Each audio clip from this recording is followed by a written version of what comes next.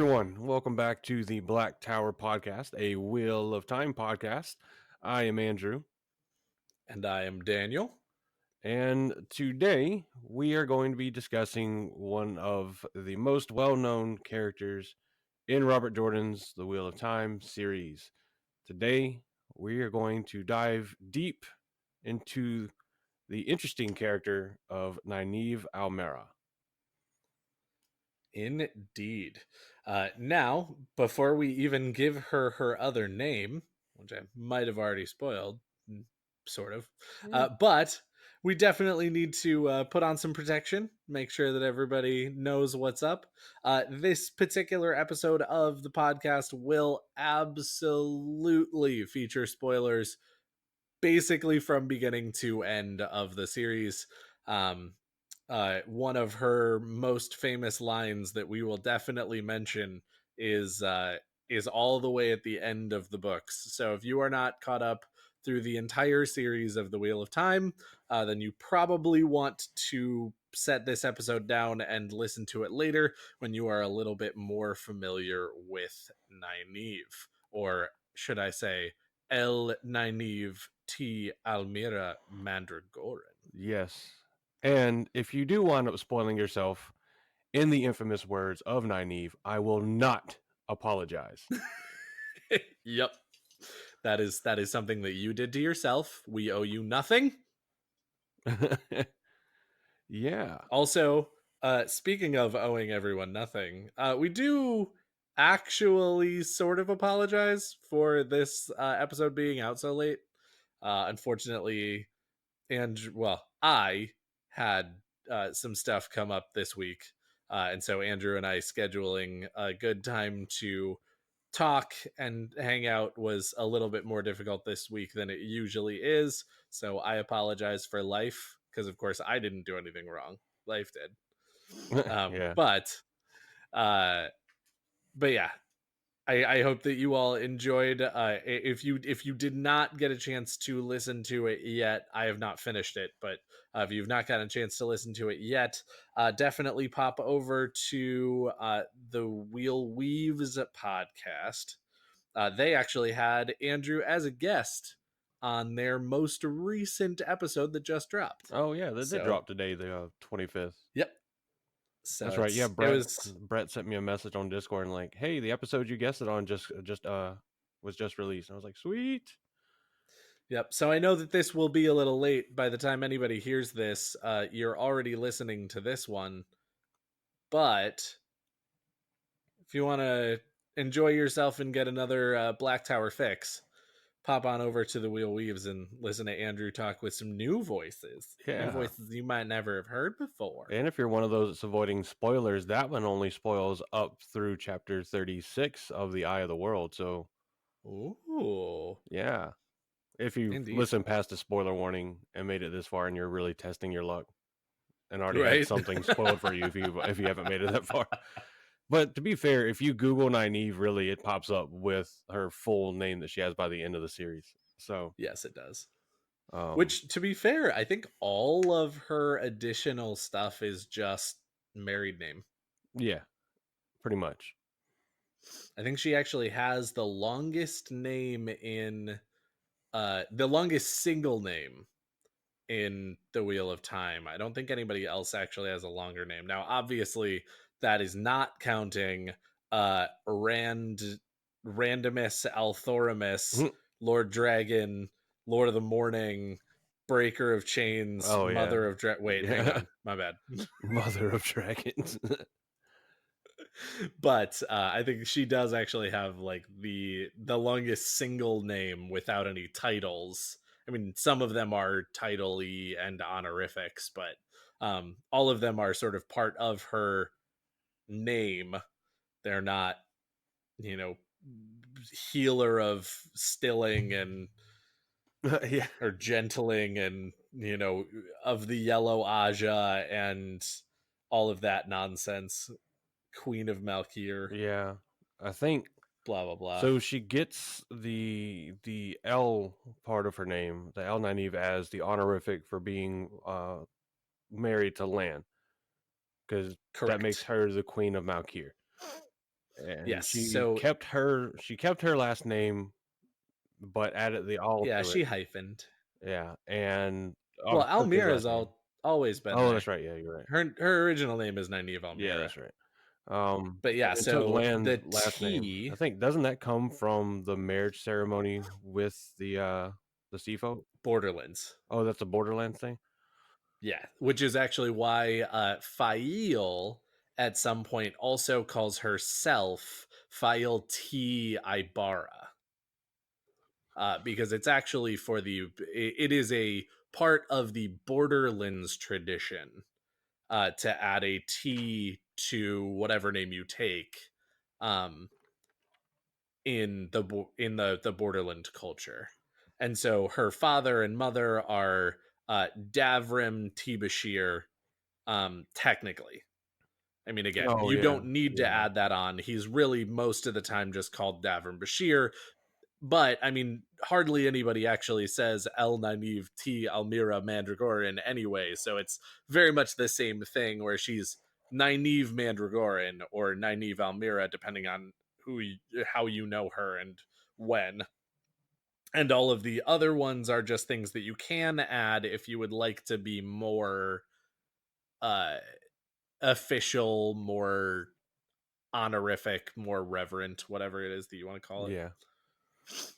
So when we meet Nynaeve very, very early in the series, Hmm. within the first couple chapters,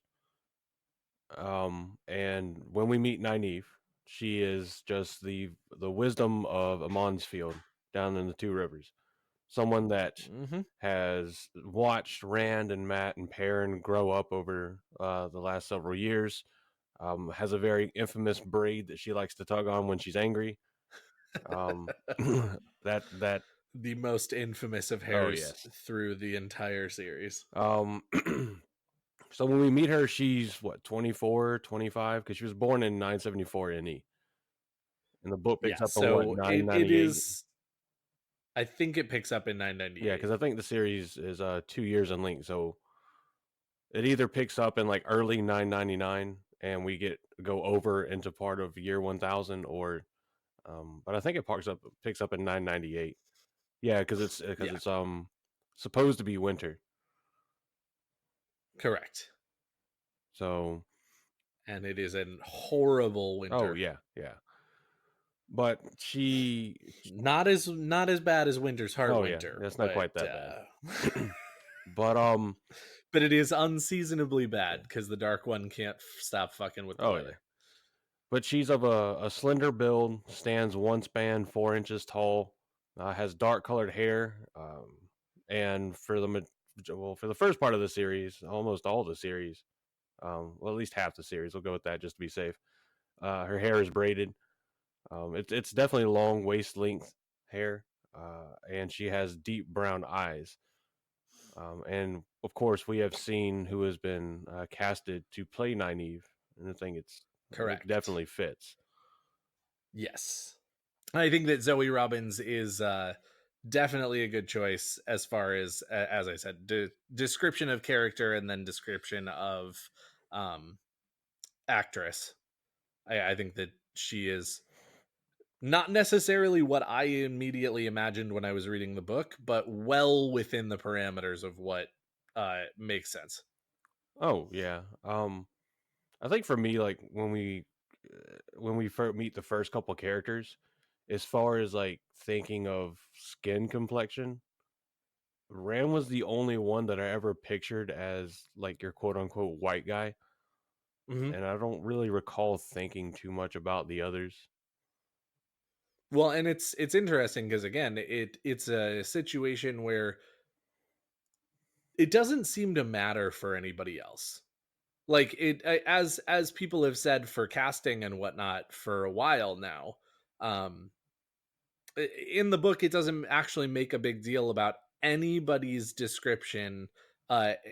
Sorry, it makes a big deal about very small aspects of their overall description, and except for Rand, of all of the Emmons Fielders, his is the only one where skin color is something that they focus on for any length of time. Oh yeah. And again, it's because it's weird. I mean, Nynaeve, they focus on her long braided hair. They do talk about her as being relatively short, um, with some frequency. But as far as, again, her skin color, her eye color, her whatever color, it pretty much gets mentioned once and then not again. Yeah.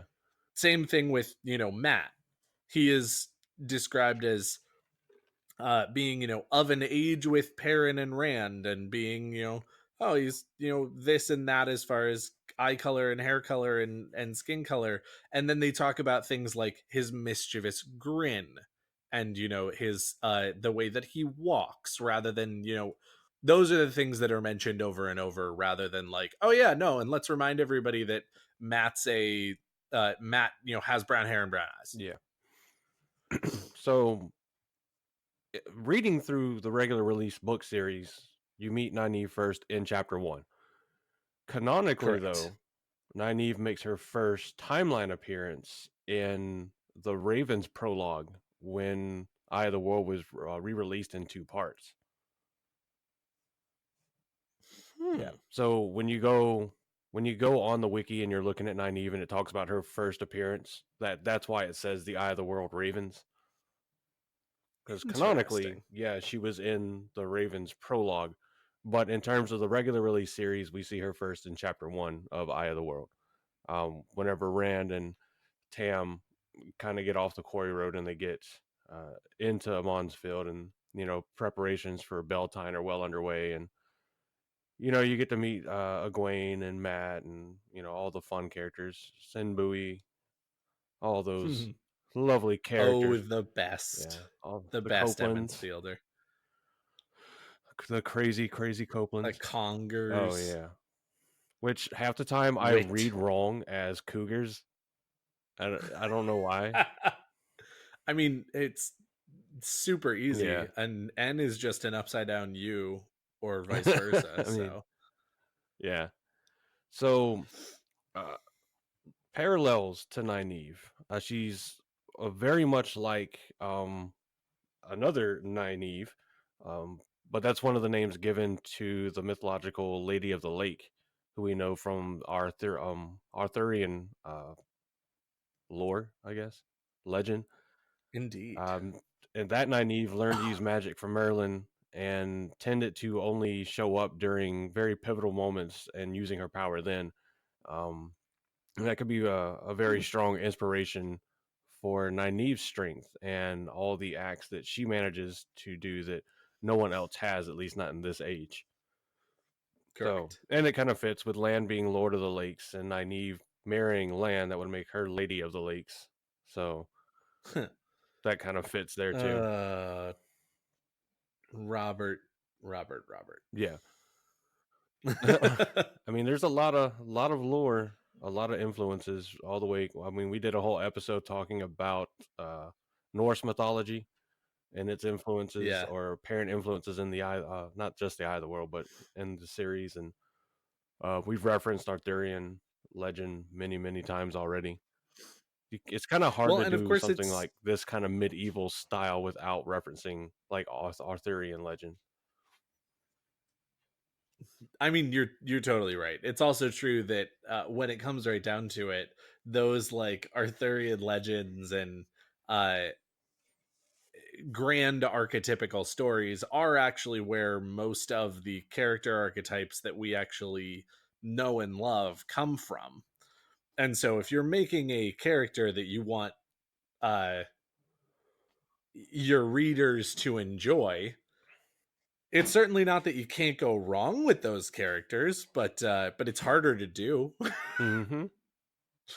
Also, I mean, I really appreciate that when we go ahead and do these, deep dives into characters and whatnot, I actually find out about a lot of the inspirations for these characters, because while I am absolutely familiar with, Norse mythology on the surface, and Arthurian legends, a little bit deeper than that, and Greek mythology and Egyptian mythology and all of these different things that Robert Jordan seems to have pulled from, I am not nearly as familiar with, or nearly familiar enough, I should say, with a number of these other like grand works and whatnot, or pantheons or whatever, to really know some of these things. I mean, like obviously, Arter Hawkwing, like that's so obvious. It's an incredibly obvious parallel that gets made, and it's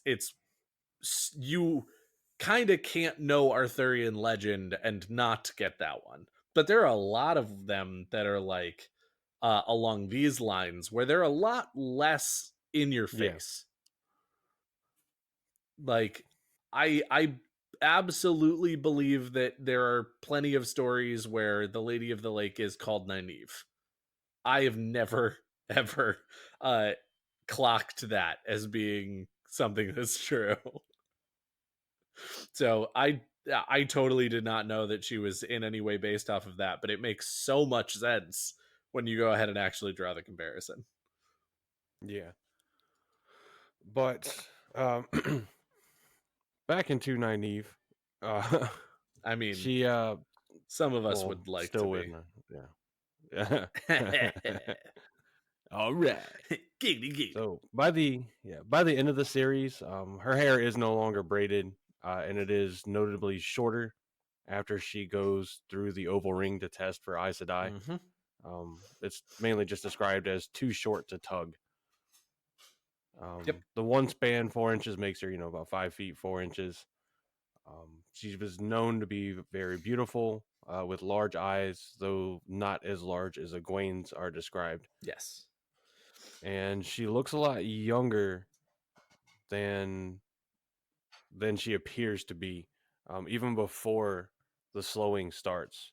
But it's believed that her slowing by touching the one source started around age 20, Mm-hmm. which would be um, an augment, I guess, on that very young appearance. Yep. So in the beginning, she's always wearing what they call stout Two Rivers wool clothing. She very much enjoys that. However, as the series progresses, she does develop a taste for the finer things like silks and the like, and frequently will wear blue or green because a certain hubby really likes those colors. Indeed. She is also regularly wearing yellow to signify that Yeah, she does actually, when being raised, she does choose the yellow Aja, which, as most of us here know, is the healing Aja. And so wisdom, yellow, Aes Sedai, healer of gentling. Nynaeve has always been very focused on how she can help other people overcome sickness and such. So yep. we're not terribly Af- surprised later on when we find out that she wants to be yellow. oh yeah. So after her marriage to Lan, she starts wearing what's called the kaisang. It's a small dot painted on the forehead. It's a tradition in Malkir to indicate marital status. Blue being unmarried, red being married, and white being widowed. So of course, Nynaeve wears red. Which is Paints on a red dot every morning. I would assume. I assume she probably washes it off at night. I don't know. It I doesn't really go into that much detail. it also depends, because I know that in um Indian culture, where of course this is very strongly pulled from, um Yeah. I think that that is actually a piece. Like that is an actual physical object that one places on and takes off. And I Mm, think that it's actually mostly just worn. yeah. I don't Well, think I that it think in actually Indian comes lore, I off. think And in like Indian culture, it is. correct. But the Kaisane is not. It's painted. Really? Yep, it's painted on the forehead. I didn't know that. Mm-hmm. I must I have didn't missed either that until I one. clicked on the link in the wiki. I am Fair not enough. by far not all knowing in any respect. But you did click it, and I did I not. did click it. So that makes So you a better man than me. so thank you, Wiki, for having clickable links that make everything easier. True. Um, but it shows it not only is it the mark that she's married in Valkyrie tradition, but it's also a show of her pledge to raise her children to fight the shadow. Indeed, which of course is in some ways humorous, just because I feel like I mean obviously Malkir is gone when we begin the series, and even still gone at the end. They are planning on rebuilding it at the end of the series. But it's kind of humorous to think of anybody in Malkiri society who wouldn't be doing that. Like, they were known for that. Like, I feel like just everybody who raises children in or around the borderlands is just raising them to fight the shadow. Like, I feel it's just redundant. Oh yeah, yeah. But I think it's one of those like honorific type traditional Indeed. like let me show you my resolve kind of thing. Yes. And of course, who knows how far back it harkens and what it harkens from.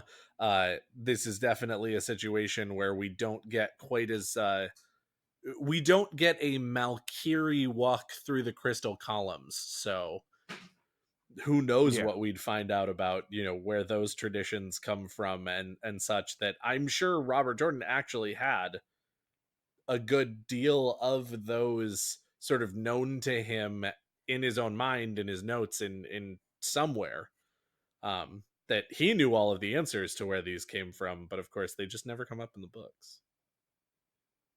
Yes, yes, true.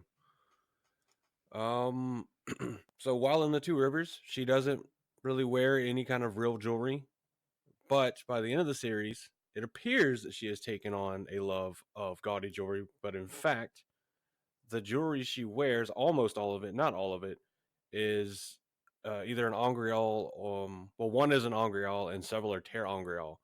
She has a ring with a green stone, a sapphire ring, a red stone a bracelet, and a well in the form of her jeweled belt that she wears is a well for Sidair. And she wears that even when she sleeps. Yes. Um, Now the bracelet and the rings are connected to each other, and that's the Angreal. Much like the one we see Cat Swain that she wears. I think it's like a hair decoration piece thing. Correct. Yeah, Yeah, she actually has a bunch of different ornaments in her hair yeah, that she talks about being, a number of different Angreal, Terangreal. Obviously, none of them are Sangreal because that'd be yeah. insane. But almost all of them that she wears are Terangreal. I think it does talk about two of them. No, no, no. Sorry, one of them is a Terangreal, but a well, so it does enhance her abilities to channel Sidar.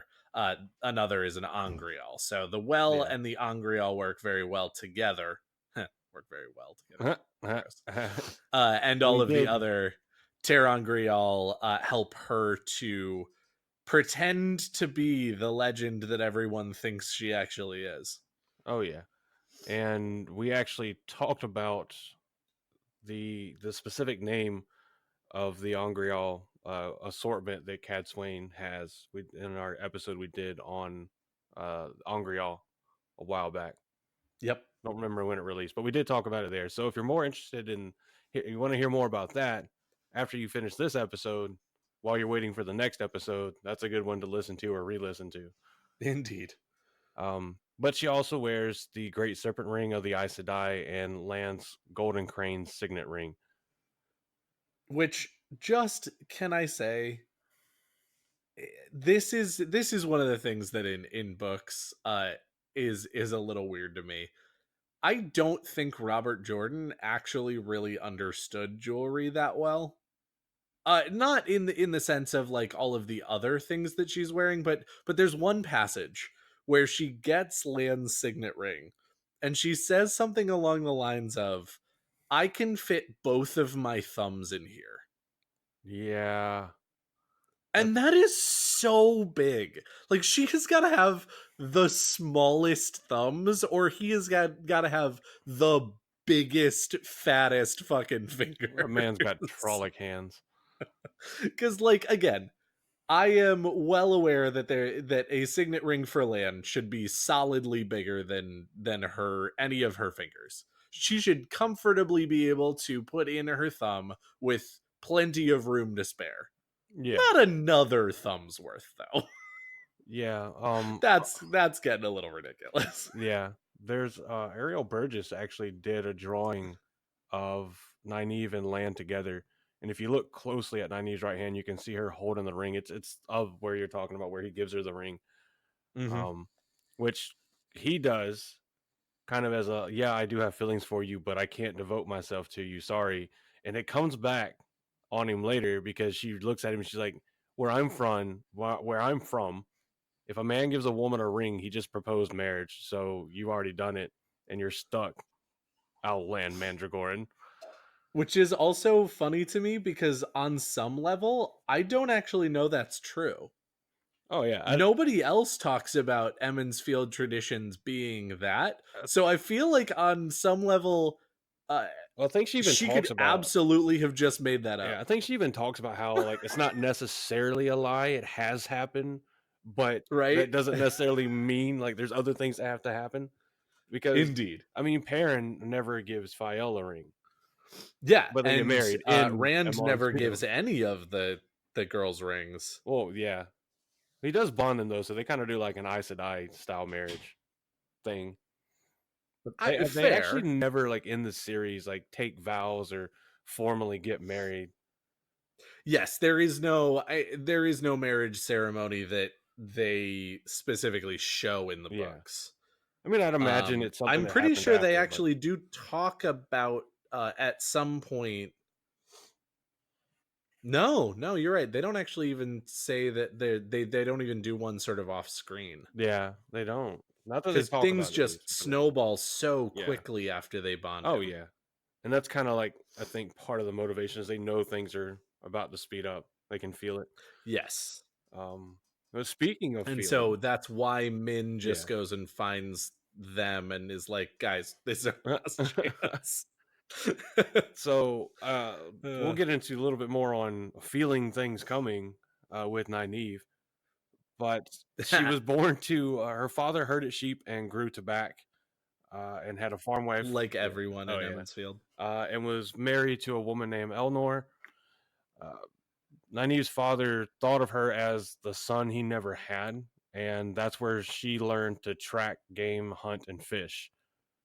She's kind of like, And she is fucking oh yeah, amazing at all of like them. she impresses the shit out of She Lan. impresses Lan. He's like, oh, Land! I found you, and she's like, actually, no, I found you. I followed you, and he's like, how? She's like, what do you Yeah. mean how? Anybody from the Two Rivers could do this, and he's like, the fuck's going on in the Two Rivers? This is some bullshit. Well, and of course, I also love that she says that, and then I don't remember whether it's her thought or somebody else's later, where they're like, it's the narrator part where this is like the Scott Pilgrim versus the World moment, where Scott and Ramona are in his Oh apartment, yeah, and you just hear like, yeah, no, Lan comes over and he's like, I found you sneaking up on us. And it's like, he didn't. No, you didn't. I found you. I yeah, followed you for days. she did. Anyone in the Two Rivers could do this. No, they Yeah. couldn't. Nynaeve is amazing. But Nynaeve unfortunately loses her parents at the age of 14, becomes an orphan, Yes. and starts to apprentice to be the next village wisdom under Doral Baran.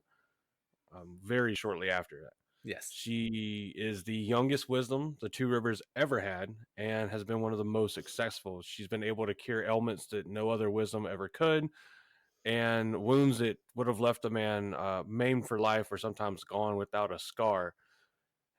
Hacks. She's got something that the other wisdoms haven't, or at least not as strong or been as fortunate with it manifesting itself. Indeed. But she's hacking the game because she can channel. Yes. She And it is. is actually fairly strongly suggested that probably a number of wisdoms in and around Emmonsfield and the Two Rivers, and the effectively the remnants or the much later on ancestors of Manetherin, that a lot of them have probably had the spark of at least being able to channel, or sorry, being teachable to channel, if not just being able to touch it on their own. But it is also very clearly stated that Nynaeve is way stronger than any of them would have been. Oh yeah, yeah. Um, So she is she's super hack in the game. oh yeah, and she's the only wisdom in the two rivers in the entire books that we know that can truly listen to the wind, which actually is a talent. Um, Yes. it's, I mean, people have probably felt it. You probably might have experienced it in your life where you just get that feeling, like it feels like there's something's coming, like a storm or something, and you don't exactly know what. But it's a talent that Nynaeve has where she can basically predict trouble coming, and it feels like a storm to her. And she frequently Yes. will look to the horizon in the books and be like, "There's a storm brewing and coming," and then people are confused because they're like, "The skies are fucking clear. What are you talking about?" But Yes. yeah, Her and Matt share a danger sense. yeah, They manifest in very different ways, but she and Matt both have danger sense. yeah. But Nynaeve does start as a wilder. Of course, that is somebody that was born with the spark to channel, can be taught to channel, but a wilder has actually started to channel before being taught. And Nynaeve has been fortunate enough to manage to live with being able to use the one power unknowingly, because a lot of wilders burn themselves out or accidentally hurt those around them, and she's miraculously done neither. Well, and part of that actually comes from in some ways I think the block that she mentally puts in, cuz she can only actually channel at the beginning of the books when she is in a rage, Yeah, effectively. And so she has actually protected herself in a lot of ways from overusing Sidar or from using it incorrectly or anything like that, uh, by implementing a bar to her own abilities. yeah, And so later on, she actually does eliminate that, um, by almost dying, and as can everybody access does. the, I know, right? And can now access the power uh at any time that she wants. But of course, again, this is now well past. I mean, not well past as far as most Aes Sedai would be concerned, but well past when she has uh learned that she can channel, how she can channel, and that the Aes Sedai have um made sure that she's not just gonna die Oh yeah, horribly when she actually does get rid of her block and can touch Sidar whenever she would like. oh yeah. And a lot of this block comes from Nynaeve's just innate personality. Correct. She's described as extremely passionate, extremely stubborn, strong-willed, very self-assured. You pretty much cannot tell her she's wrong. She does not apologize, at least not in the beginning of the series. You can't tell Nynaeve anything in the beginning of And the even series. by the end, Oh it's yeah, like pulling teeth when you try to ask her to oh yeah. apologize. So Even when she knows she's wrong, oh yeah, she will literally have a passage of narration where she's like, I knew I was wrong and I should have apologized, but fuck that. And you're like, great. yeah. Um, so she can be very well seen as almost self-centered, but Yep. she not at the beginning of the series. Towards the end, as the series goes on, she develops a sense of self-awareness, and she kind of meeks down a little bit, not a ton, but comparing Nynaeve at the end of the books to the Nynaeve at the beginning of the books, it's almost a different person in terms of how far she's come, I think. Because, well, no, not really a different person. No, never mind. But definitely a better person than Yeah, who she started, or at least really better is not the right word. Better makes it seem like she's not a good person at the beginning. And yeah, the funny thing is that she's actually able to do all of these amazing things in a lot of ways at the beginning of the book, or the book series, because she is actually, as you said, so passionate, but then also so uh not necessarily selfless, but so focused on making things better for other people. I mean, when she first actually channels, she ends up healing someone who she is so frustrated that they're going to die because she can't help them. And she is so frustrated that she channels and makes them better. Yeah. So she is actually, all about, even from the beginning, other people's well being. Now, granted, again, it's a very different kind of aware and uh jealous, or not jealous. Jealous is the wrong word. But just passionate about other people's well-being, by book 10 than it is in book 1. Um but yeah, her block and her ability to channel and everything that she puts all of her effort and fire into and whatnot is all very selfless. Even though when you look at her and you hear her talk, you're like, why? Just calm down. We're all people. We're just Eat a Snickers. Calm Jesus, down. Nynaeve. Yeah. You're not you when you're hungry. Eat a Snickers.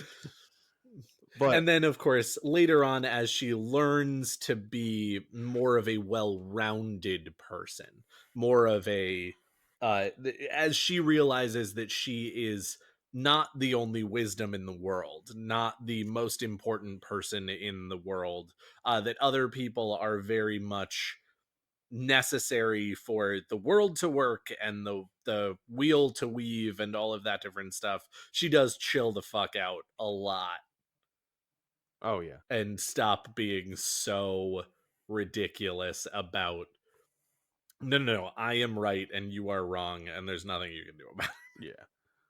So her braid tugging comes out of a habit that she's created herself. When she was the wisdom at Amon's field, being so young, a lot of people would just kind of dismiss her because they're like, "Well, you're too young," and she would tug on the braid to try to help call attention and remind people that she's been accepted by the women's circle as old enough to braid her hair. So it's kind of like I'm a woman, I'm an adult.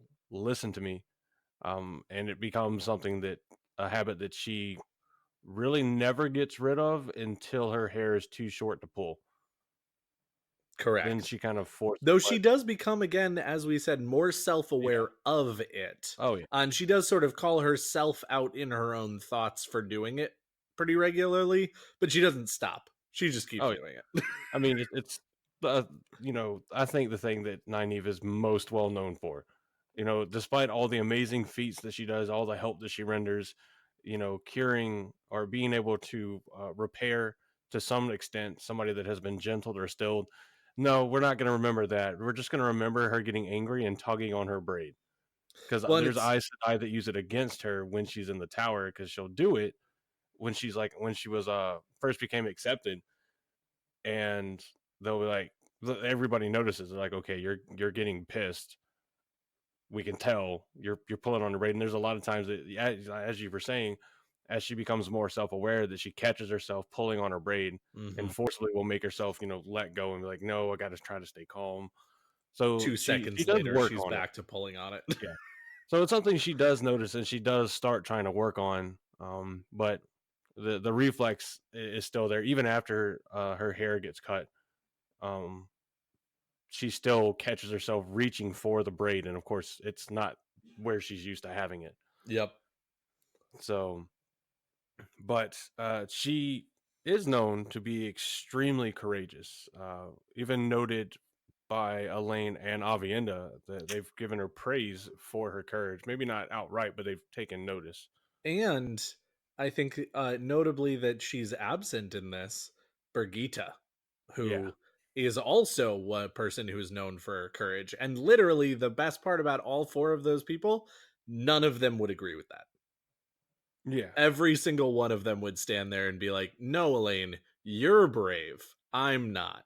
What are you talking about, Nynaeve? You're brave. I'm not. yeah, Avienda, you're brave." And it's just like the circle jerk of, no, no, all of you are absolutely ridiculously brave. And bravery is the walking into adversity even though you're scared, not the shying away from being scared. Oh yeah, yeah, And every single one of you has done it to a ridiculous degree. How about all of you calm down?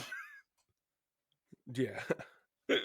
But good old hubby has the power, the influence to melt through all emotion she has, and she will go from pure outrage to seeing land and being absolutely moonstruck all over again. But Hmm.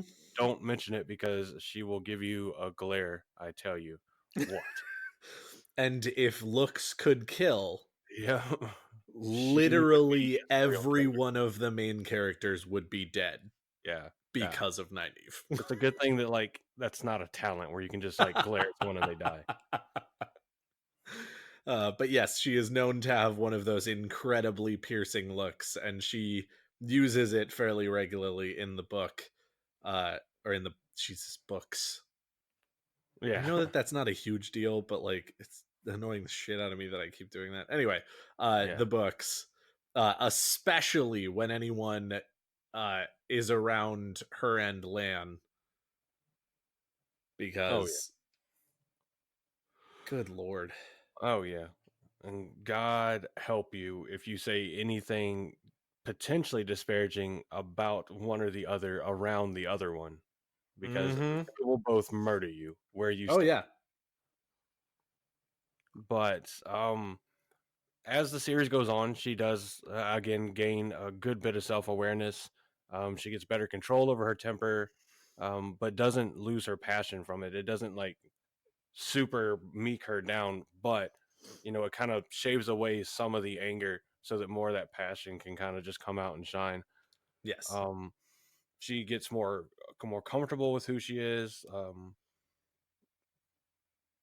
Yeah, there's just a lot of it. You see, for me, Nynaeve over the time, she just that's a lot of what it is for her is becoming comfortable with who she is and feeling more so that she knows what she is and she's confident and happy with that, and less worrying about if other people are really paying attention to her. And by doing so, she kind of gets that air about her where people will listen to her just because of how she conducts herself.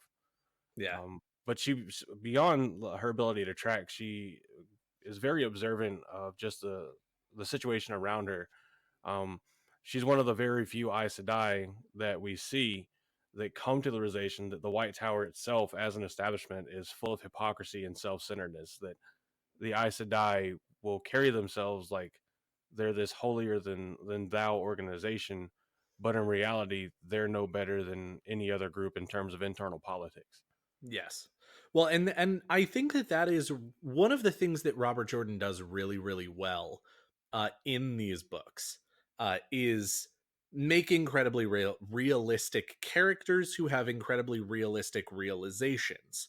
And this is one of the ones that I kind of appreciated the most, because Nynaeve comes at everything from at least again at the beginning of the books, not so much by the end, but still a healthy dose by the end.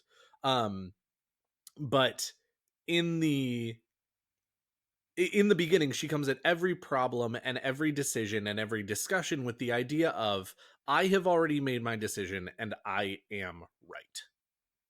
I know more than you. I am better than you. I am incredibly self righteous. I am right. And granted, let me be very clear, I am not saying that Nynaeve is never right.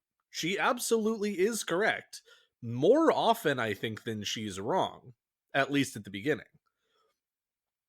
But it is funny in some ways that everyone who is enthralled by the tower and doesn't necessarily think that it can do no wrong, but is so much more excited by the tower and overwhelmed by the tower.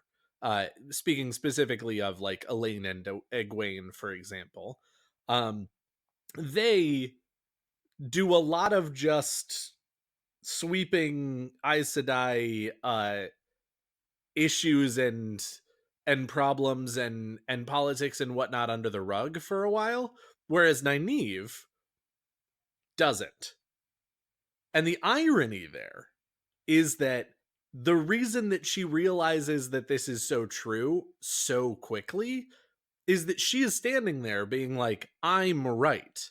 And every time she actually is, and the Aes Sedai are wrong, the more she finds out that the Aes Sedai have no idea what they're doing. But she's annoyed with them because they always think they're right, which is what she does all the time. Oh yeah. Yeah. And so the hypocrisy in herself and the hypocrisy in the White Tower just clash so ridiculously that it's just, I and again, mean, that is so real. Again, most of the people who are actually capable of observing the problems in others are people who have the same problem in themselves, or incredibly cynical people, or whatever. And so the fact that it's Nynaeve who really is the one who is just, I can't stand Aes Sedai because they're so hypocritical and they always think they're right, standing there also being hypocritical and thinking that she's right, is just like so honest, but also so frustrating. oh yeah. But even with like that super proud, I'm always right kind of demeanor, even early in the series, we get to see the softer side of Nynaeve, Oh, very of her true. personality. Yes. We get to see it in her motives behind even leaving Amon's Field Hmm. and following the party all the way up to, I think she links up with him in what, Whitebridge? Berlon. No, not White Barrelon. That's right. Whitebridge is no, they're split up by then. Yeah. Yeah, they split Um. up Yeah. after Berlon. They end up all Yeah. going through White Bridge, but a different. Well, actually, no, that's not true. Egwene and Perrin do not, but all Yeah. Rand, Matt, Tom together, and then later Nynaeve, Moraine, Lan all end up in White Yeah. Bridge at different times. But yeah, they are Yeah. together for the last time in Berlon, and then they all get Yeah. separated after that when they get tracked by Trollocs and Yeah. chased into Shadar Split up Logoth. and yeah. But you get to see like when she's you can see her motive whenever she finds them in Barrelon. Yes. Because even then, Lan is already annoyed that they got tracked so easily, Mm-hmm. and then you see it even more so after they split up because there's ones where Moraine is not going towards a certain group that I think whenever Matt and Rand and Tom meet Bell Doman and hop on his boat, they she's like, well, they're closer, why don't we go for them? And she's like, because the way they're going and how fast they're moving away, they're probably on a boat and they're at least safe for now. The one on the other side of the river though, I don't fucking know. So I'm Yes. gonna go for the one I don't know that seems like they're in the most danger. And Nynaeve is just absolutely flustered that she's lost the very same children in her eyes that she's come to make sure are safe. Yes. Well, and she's Um, so frustrated because, of course, uh, this is again, and I certainly don't mean to be harping on this. I actually really like Nynaeve as a character, and while she frustrates the shit out of me in certain passages, overall, I think that she's incredibly realistic and incredibly well written. But she's also incredibly frustrated at that point, not just because she's lost the kids she came here for, but also because Moraine, who obviously is way older than she is, but looks to be maybe her age because she's ageless, is yeah. now being one of the fucking women in Emmons Field that's telling her that she doesn't have any authority anymore and that Moraine's gonna tell her what to do and where they're gonna go, and then of course she's even more frustrated when Moraine has good reasons, Oh yeah. because the one thing that she's always been able to do is to argue someone down, Oh yeah. and Moraine doesn't take it. And it's great seeing. That was actually one of my favorite relationships at the beginning of the books, was Moraine and Nynaeve's, because on some level it's actually a little Thanosy, where Oh yeah. Moraine just doesn't even care, and Nynaeve comes to Moraine and she's like, "You took everything from me," and Moraine's like, "I don't even know who you are." I was But thinking more of like when Nynaeve needs to do something and she can't figure it out, so she has to get like more Maureen's help. And it's like you couldn't live with your own failure, and where did that bring you? Back to back to me. me. That's also true. But then, of course, Yeah. it's also, very much really at some point, and I don't remember exactly when I truly felt that this was true, but from the beginning, Maureen thinks that Nynaeve is a country bumpkin, but she respects her, and you can tell. And at some point in the story, you feel the shift that Nynaeve has from just hating Moraine's guts on every level to actually realizing that Moraine was right Oh yeah. and that she is powerful and she is smart and she is worthy of respect. And Oh yeah. it's actually relatively soon, in my opinion, like the way that the writing changes and whatnot, relatively soon before Moraine disappears slash dies.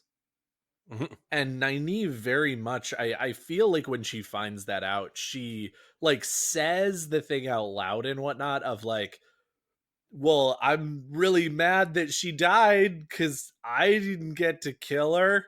But like at the same time, you know that Nynaeve is hurting because she Oh yeah. finally saw Moraine as an equal and then lost that like possible friend. Oh yeah. And Oh yeah. it's hard. And I believe she's even frustrated because she still has the block at that time. So Correct. she was helpless at the time. She was like, I couldn't do anything. Yep. So it's another time for her where she feels absolutely helpless. But the scene that I love the most, and it's actually the one Which they have she's quoted not on the actually, wiki. she's not there. So she's not helpless to stop Maureen Oh, that's dying. right. Yeah, It's that's right. Egwene and My Avienda who are both there. bad. That's right. Um, she and Elaine are off gallivanting around the south All and right. I'm west. just so used to her being around, Yeah, no, it's even though true. actually a lot of the time she's not around. Well, and it's also interesting A because lot of the time again, she is. from the very beginning in my head, I still do have a certain amount of okay, cool, yeah. So Egwene and Avienda are together a lot, but you know who else is together a lot is Egwene and Nynaeve. They start together. So like a lot Yeah. of times when I think about things that happen in Ember and whatnot, I'm like, okay, cool, yeah. So Nynaeve and Egwene. Wait, no. Egwene is not in Ebudar. Egwene is not in Falma. No, she is in Falma, sorry, but she's not in Ebudar. She's not in Tanchico. She's not, in a bunch of these places. It's Elaine, not Egwene. But of course, Robert Jordan, I love you, but your naming thing is a problem. So Egwene much and to keep track of. Elaine having the same fucking name? Yeah, because you're not just having to keep track of what events happen in what order and what books, but you're also trying to keep track of these literal dozens and dozens of characters Yes. per book and who's with who and who's where. And it's like, it'd be a Yes. lot easier if I could remember the exact chapters Yes. because then I could just use the like one of the guides online that shows like what characters are with each other and what chapters. But Yes. Well, anyway, and let's be honest that I mean again, he and Tor Books and Harriet and all of that did their best as far as uh parsing this out and helping us figure it out with things like the companion and the glossaries in the back and things like that. So I'm really not actually annoyed at them, but at the oh yeah, same I'm not either. time there are a number of times where like Tylin and Teslin are in the same place, but they're two different people. Elaine and Egwene are both love interests for Rand at different times. Um, what's the other? The Damane, which are these Sean Chan channelers that are on a leash, and the Domani, who are a Oh people who yeah, live in Arakamal. Terabon, are like, really? Like, again, if these people or if all of these like names and whatnot were across the country, if you will, or like across the books, and you came across an Aiel who had a similar name to the ruler of Ebudar, or you came across a Carrion and Lord who had the similar name to somebody in Emmons Field, like it would be a little frustrating. Certainly, I'm not saying that it would take it all out, but the fact that they're all so close to each other pretty Oh yeah. regularly. The one that like when you hear it gets me every time is Moraine's last name and Demon Dread. Oh yeah. Demon Dread and Demon Dread. It's like Yeah. ah! Fucking Galad Damadred, Moraine Damadred, Yeah. Tigraine Damadred, We and gotta she's kill man Demon tiered. Dread. Oh yeah, we have to go kill Demandred. What? Why would Wait, we're you gonna kill take a out whole the family? entire family, I and mean not just the men, but the women and the children. yeah. They're animals. Well, yeah, like I was starting to say earlier, though, one of the scenes I love, and I'm happy they quoted it because it did help me remember the scene, is where Rand is talking with Hmm. Nynaeve about his doomed fate, and Which he you get to doesn't do see very Nynaeve. often. Yeah, He internalizes and most of that, but yeah, Nynaeve's a trusted friend. oh yeah, and you can just see like Nynaeve's heart break when he's talking about that, Hmm. and she's sitting there, she's like, surely there's got to be a way where you can win, and also you live, and it's heartbreaking because emo Rand is just like, dream on my behalf, Nynaeve, dream for things I no longer can, and even she's like, oh my god. And I mean, it's heartbreaking for Rand. I mean, we know the story ends in a happy way, but But yeah, no, I agree that that scene is pretty rough to read. It's not as rough as some of the other ones, but definitely emo Rand is just rough to read in general. Because again, it is. I didn't have any of the story spoiled for me, but at the same time, I knew on some level, given that they talk about it so much, that Robert Jordan actually does, in my opinion, just a little bit of over foreshadowing for the fact that Rand's not going to die in the last battle, because he mhm. just talks about it so much, that I was like, there is a really, really, really good chance that they're going to figure something else out. And then, of course, as you said, he does get the Neth new baddie and all of that. Mhm. Uh, but yeah, I mean, not everybody knows that. And of course, again, Emo Rand is still standing here being like, I'm a person living this life. I'm not a person reading about this life. So while I'm foreshadowing my own, get out of jail free card here to the readers, I'm not a reader. This is my life. Yeah. So he doesn't know he's not going to die. I mean, does anyone really know they're not gonna die? Well, exactly. No, that's Yeah. um Especially when you got the bubbles of evil coming up everywhere. mhm. Your own reflections coming out and trying to slash you. Yeah, Gilly, you boobles of evil. Yeah, you motherfucker. God damn it. But yeah, He was staring, Rand started staring at some titties, and then his reflections came to life and started to kill him. That just teaches you it's rude to stare. I mean, except that it was Barrelane, and she definitely Yeah. wanted staring. Oh yeah, yeah. It's only rude to stare when they don't want it. I mean, yeah, you're not wrong. Also, let me be very clear. That sounded a little misogynistic, and I agree that that sounded a little misogynistic. There is a difference between I would like to wear a slightly low cut shirt. That is not inviting you to look. That is not I want you to stare. Barrelane, though, with Oh yeah. everything that she wears in the way that she acts, she does. She absolutely does. She is well over the line of I want you to look, please fuck me. That it is totally acceptable, and anybody who says otherwise doesn't know Barrelane. You know how we have like the biblical Jezebel? I Mm-hmm. want to see people instead of calling like people like that Jezebels, Just call him start calling them Barrelane. Bear Lane. Hell yeah. Yeah, yeah. No matter who it is, like, dude, you're such a Bear Lane. The fuck does that even mean? Well, Let me have introduce you to you a series, have my you friend. seen this show? Yeah. Because I have a strong feeling that Barrelane is going to be not necessarily like a central part. I don't think she's going to be a bigger character in the series than she is in the books, but she's plenty big in the books, if you know what I Hmm. mean. And so I really feel like it would be not only would it be a bad idea for them to cut her, period, but I also think that uh the what she will bring to the show, not just in role but also in just get a really attractive actress who doesn't have a problem basically walking around set and screen naked, uh that is the Game of Thrones current like fantasy series, HBO, Amazon, Netflix, like go to. Come on. Oh yeah, As if you can get boobs on the screen, get boobs on the screen. What do you yeah. why is that even a question? And barreling is the Wheel of Time boobs. Just all the Oh yeah, time. oh yeah. Anyway. But Nynaeve's just incredible strength in the one power. Mhm.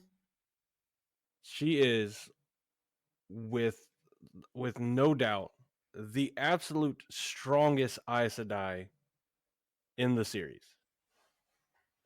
Mhm.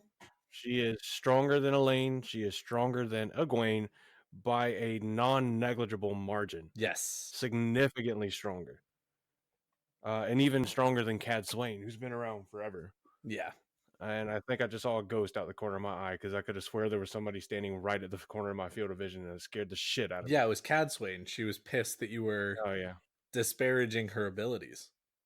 I'm sorry. Please stop using Mask of Mirrors or whatever. Hey ghosts, it's your boy. Just grabbing a snack. Yeah. But uh Nynaeve was able to match Mogideon in raw strength. mhm. That's an incredible feat in and of itself. Yes. Now granted, And I will that admit wasn't even that at I Nynaeve's full think potential. correct. I mean, she does still have more to go. It was at her current potential. I think that I mean, I granted in subsequent books, I think that she does get closer to her full potential. Um, Yeah. but she also almost loses that fight. To Oh be yeah. fair, Yeah. she does That's win true. more on a technicality than anything else. Oh Um, yeah. but again, it is so different than if, for example, Elaine had tried to fight Mogideon. It would have been over before it started. Nynaeve was Oh yeah. able to hold her own until the technicality could come into play, which is again more than almost anybody else can say. So again, still incredibly impressive, even if she couldn't beat the Forsaken at that point. Oh yeah. I mean, by the end, it's felt that she's very likely reached her potential or almost hit the apex of her potential. Mm-hmm. And even by the end, she's so strong inside there that she can probably match Masana, if not Simmerage as well. Yep. Which I are mean, she would have both been. even more powerful than Mogideon. Oh I yeah, don't think she and ever. I mean, she would I don't not think be she able to does. meet Lanfear because No. Lanfear is the strongest female channeler of the Forsaken. Once you Yeah. get into male and female, it starts to get a little weird because they both channel different sources. But she is Lanfear is the strongest, followed by Masana and Semirog, followed Yeah. by Mogideon, and Mogideon's strengths lie elsewhere. And so the fact that she even came up against Mogideon in a fight to the finish was weird in general. Oh yeah. Well, Nynaeve's strength is only ever put out as expressly surpassed by one known female channeler, and that's Olivia, Mm-hmm. one of the former domain, who is now allied with the Dragon Reborn. Now, there is another Sharina who is a what they call a grandmother novice that they believe has the potential to surpass Nynaeve. And Correct. this also suggested that there's a young Windfinder apprentice, Talon, who currently matches Nynaeve, and given more training and experience, could surpass Nynaeve. Yes. And it is also interesting to note that when Egwene gets collared, she actually does talk about being I don't I don't think they use the word exponentially, but she is very quickly uh taught to do things and forced to do things that make her reach far higher than she would have naturally in the White Tower, or even probably with the Windfinders, and whatnot. And so there is actually a question there in some ways, that Olivia, coming from being a collared one, how Hmm. much of that was actually just latent ability, um and how much of it was pulled from being a demone. Like, if Nynaeve was able, or not able to, because we don't actually want her collared, but if Nynaeve had been forced into a collar and not Egwene, how much crazier would she be in the power, and would Olivia actually be able to be so much surpassed her?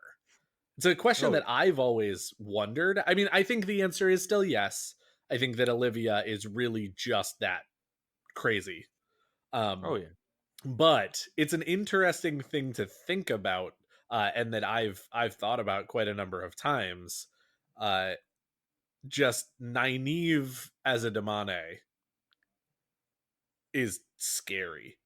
Oh Like, yeah. holy shit. I mean, Nynaeve is incredibly exceptional, just in her, not just in strength, but in her versatility with the one power. Correct. She is able to channel all five powers, all five, elements or components, whatever you want to call it, of the one power with equal proficiency. Pretty much. That that's incredibly rare because most channelers can only channel one or two elements with ease or proficiency, and she can do it with all five. Yes. And And this of actually course, is what it's leads into also her. talked about the fact that typically, even those people who are good with more than just one of the five powers, um if you're a woman, you're likely to be more proficient in these two, and if you're a man, you're more likely to be proficient in these two. And so the fact that she is actually incredibly proficient in all five is not just weird among channelers, it's weird among gender or sex as well. Oh yeah, I mean, and this versatility, this being able to use all five of the powers equally, is what leads her into. She rediscovers the technique that heals using all of the five weaves or all of the five elements of the one power, which has been long forgotten in the age that the books are taking place in. Correct. And of course, that gives more credit to her exceptional talent as a healer. And of course, her desire to heal is what motivates her to go into the Yellow Aja. But in the books, her healing ability is only really seen matched by Sumiko from the Kin, and there's a possibility that Damer Flynn, one of the Ashaman, can heal just as well as she can. Yeah. But And we've you know, actually talked a little bit about how unfortunate that kind of was, because it is kind of necessary, uh, because of the way that Sidar and Sidene are separated. That it's not like Nynaeve could have come along and taught Flynn how to do this. But at the same time, it is a little disappointing in some ways that in one book you have Nynaeve being praised and being so impressive for doing something that no one else could do, that has been lost since the age of, or since before the age of legends. It was even thought impossible in the age of legends, or at yeah. least current I said I think that, and whatnot. And then to, in the next book, have Dahmer Flynn do it as well is just like, oh, come Oh yeah. on. But she does a lot of other Oh, incredible stuff that we've never seen yes. anyone do because she's the one. She figures out how to heal the madness that a lot of the male channelers have, that they got from the taint on Sidene. She also discovers a way to identify and undo weaves of compulsion on people's minds. Yep. So she's just incredibly versatile. And then she's not, it's not just the healing stuff that she's really good with. She's not somebody you want to fight in battle anyway. Because Yep. even earlier on in the books, before she was Aes Sedai, before she had as much freedom to channel and stuff, if she was threatened, she would just call down lightning and throw fireballs like nobody's business. And most Accepted couldn't match it, and even a lot of the Aes Sedai couldn't match it. I mean, hell, there's even one time where she just out of instinct, not even knowing the weave, uses balefire. Yeah. And there's very few Aes Sedai that know the weave, and she just was like, I don't know what to do. Random go, and it's balefire. And it's like, well, that's one hell of a random card to draw, but it works. Yeah. Um, so, and beyond that, she can accurately predict the weather, both I guess in a physical and metaphorical sense, and has always done that as far as she can remember. And of course, that comes from her talent of listening to the wind. Um, and it's a form of foretelling. Whenever she can like feel trouble coming, so it's like a minor foretelling. Mm-hmm. So like you can feel that it's coming, you can't see it, you don't know what it is, but yeah. So Yes. it's kind of foretelling, like light version. Foretelling light. Buy it on the app on the app store now. Gross. How much is the actual app? Is it like $5.99 to go ahead and Probably. update or get access to the full foretelling? Yeah, probably it. $6 sounds pretty good. uh Yeah.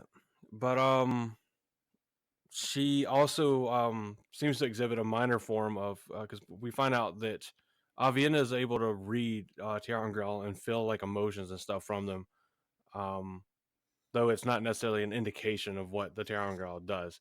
And Nynaeve does possess some sort of ability to do it as well, just not as strongly or as well as Avienda. The example that it gives here is the domination band that she, the so-called sad bracelets. the sad Yep, she bracelets. touches them and feels nothing but pain and suffering. Which is Um, funny because Elaine must also have some of that talent as well, if that's actually a talent. yeah. Well, I mean, and Because it's not literally only all three of Terangrial. them. What?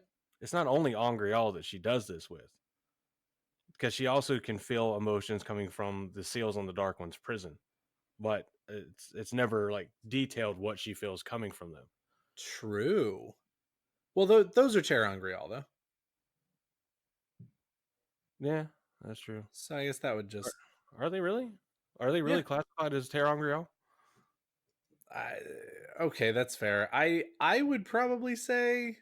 I mean, I know they kind of function like I one because would say it's that made they with the are. power to do a specific purpose, but Yeah, I don't I'd think have to they look. actually get specifically described as Terangrial, though. I mean I guess that's definitely true. I I guess would we have to like consider look them more into like such.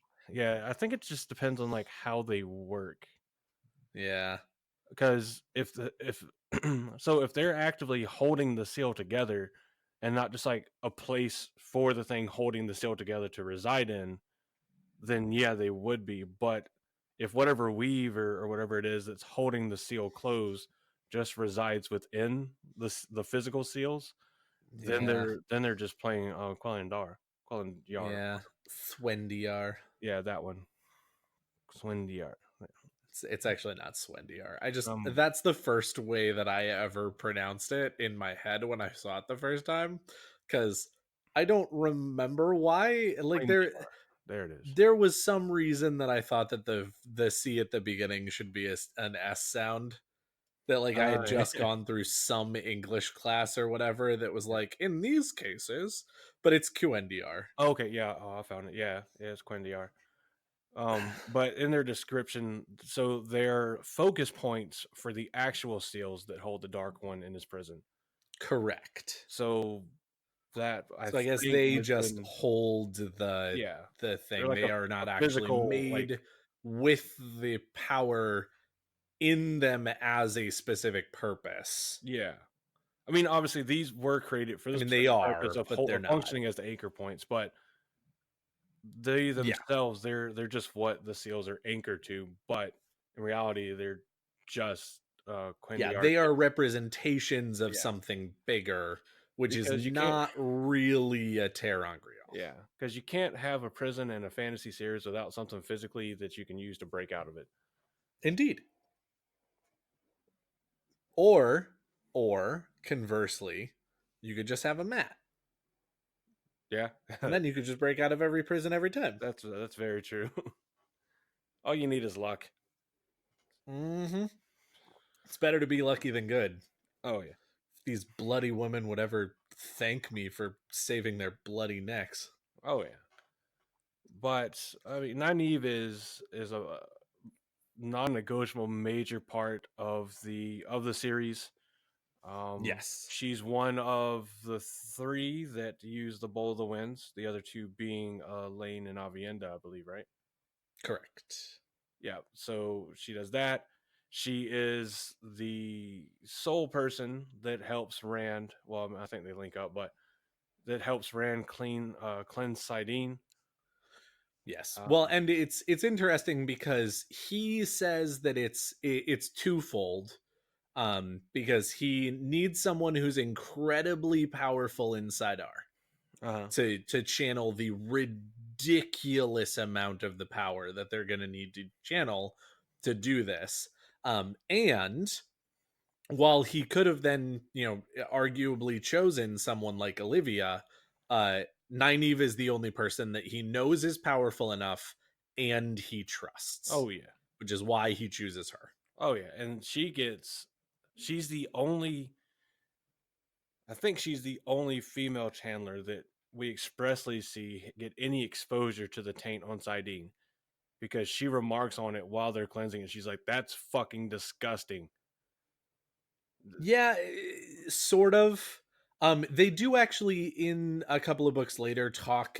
Cadsa Wayne specifically asks some of the other um, Aes Sedai who have bonded the Ashaman Oh about the yeah, taint, and they are able to sort of describe it. But again, she is like overloaded with it versus them, like kind of just poking at it a little bit and whatnot.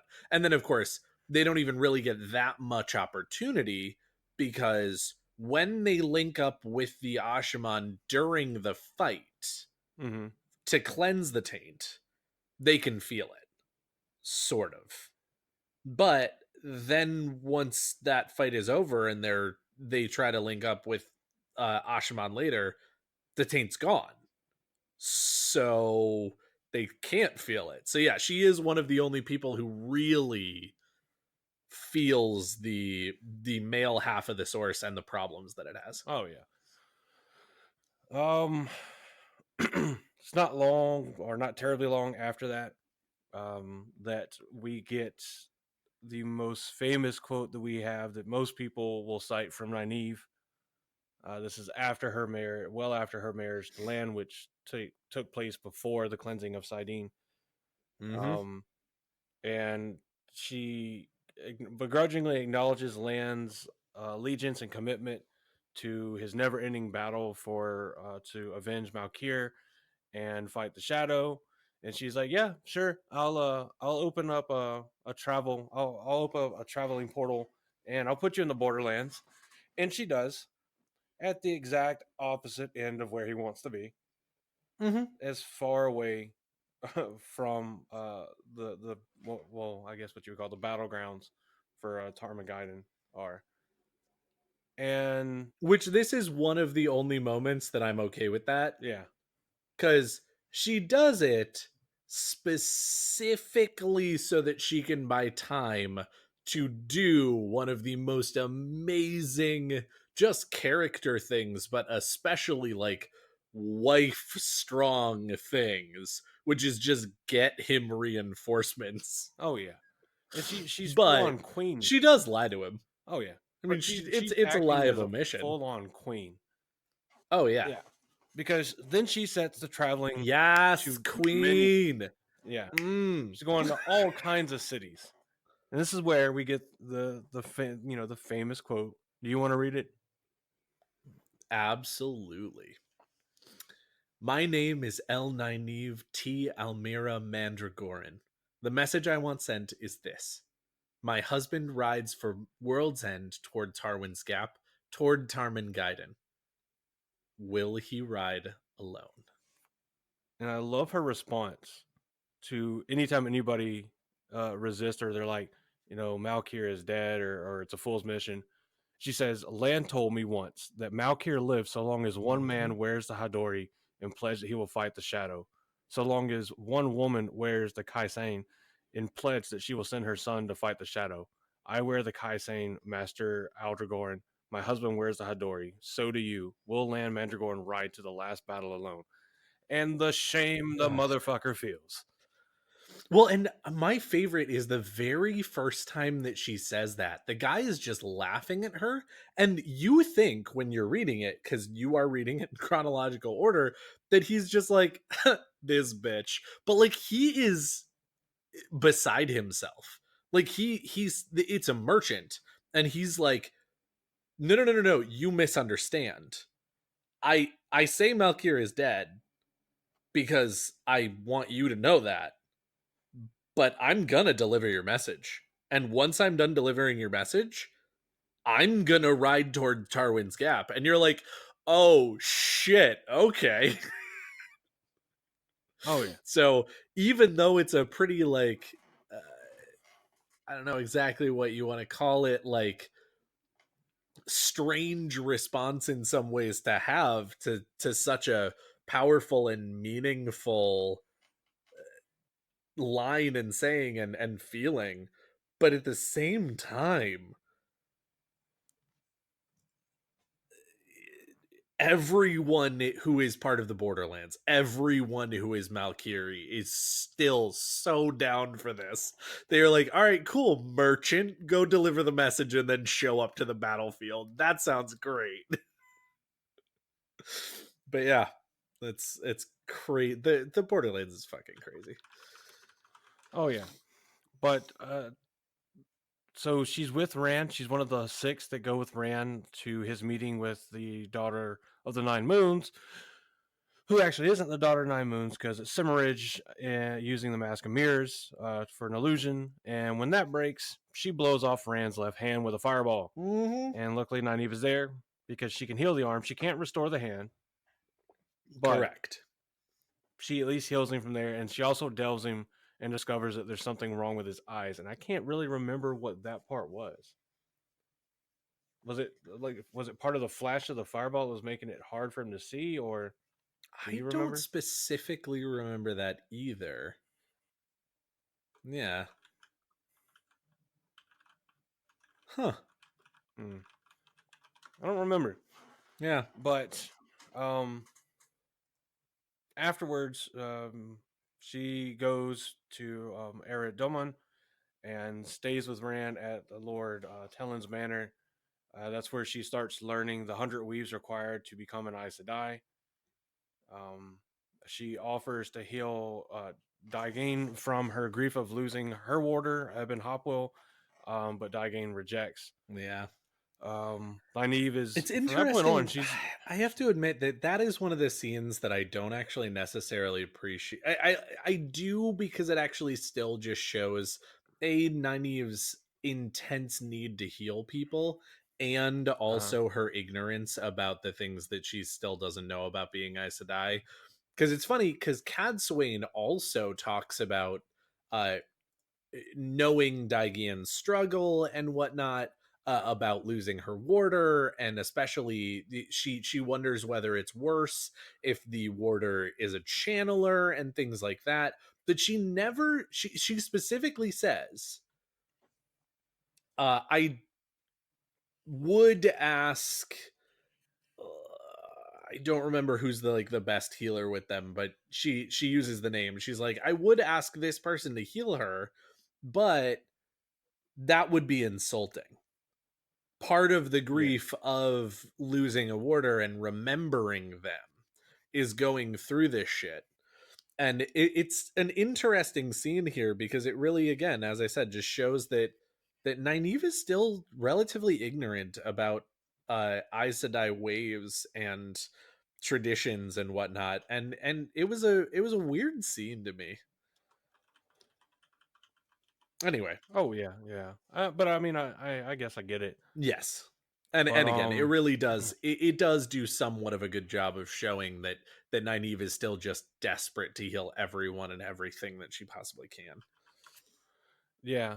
But from this point on, and well, even going back to the meeting with the Daughter of the Nine Moons, Nynaeve is there for most, if not all, of the super important meetings that take place with Rand. Correct. Yes, She's ever there since she goes when, with him to cleanse Sidene, she is yeah, by his side from then on. yeah, oh yeah, he's got a right hand woman that you could not beat. Or a left-hand woman. You're my left hand now. But she's there when Rand meets with the IL and gives the order for the IL to capture the Council of Merchants. Mm-hmm. She's there and confirms that the man that killed King Al-Salam Saeed al-Madar was under compulsion, Yep. and that confirms pretty much that Grendel had a hand in it and is trying to hide her tracks. Um, Which I don't actually remember where Grandal is on the oh, we spectrum. about to find out. Well, I know where she's about to be Oh and no, where she's about I to not meant be. as far as the power uh Oh, hierarchy. she's under Masana and Simrij, and I think she might be right over. Momo Gideon. That So sounds there's correct. three female Forsaken that are stronger than her. Lanfear, Simrij, and Masana. Olivia is stronger than her. Serena, Talon is stronger than her, and she's considered to be equivalent to Nynaeve. Grandal? Yeah, that's what this is saying. Huh. Interesting. I believe you. I totally believe you. They I got just didn't know it. that weird power, um, scaling thing that they do. Like with the numbers and stuff. Oh yeah, all from the RPG. Yeah, it's like a 3 + 10 or a 2 + 11. I'm like, oh, okay, you're confusing me. Anyways, Well, so I actually did go and take a look. We can, actually talk about this later because I do think it would be somewhat interesting to do an entire episode on it. But I did actually go do not a like super deep dive into the Wizards of the Coast RPG, but I did take a solid look at it, and the number in the beginning is less important. It's the number after that matters. So when you're sort of talking about the strength of a channeler, um, being a 4/9 means that you are the closer you are to 1 on that first level, the better. The higher that you are on the second level, the better, because the plus whatever is actually used as a hit quotient as well as a damage quotient. The earlier number actually tells you what you can use as far as like levels is concerned. And so the better you, or the closer you are to 1, the more you can learn. The uh, higher that you are in the second number, the more damage and hit likelihood you have. So oh yeah. So, it's really um, interesting. yeah. Anyway. So that's where, um, Nynaeve discovers how to remove compulsion, Mm-hmm.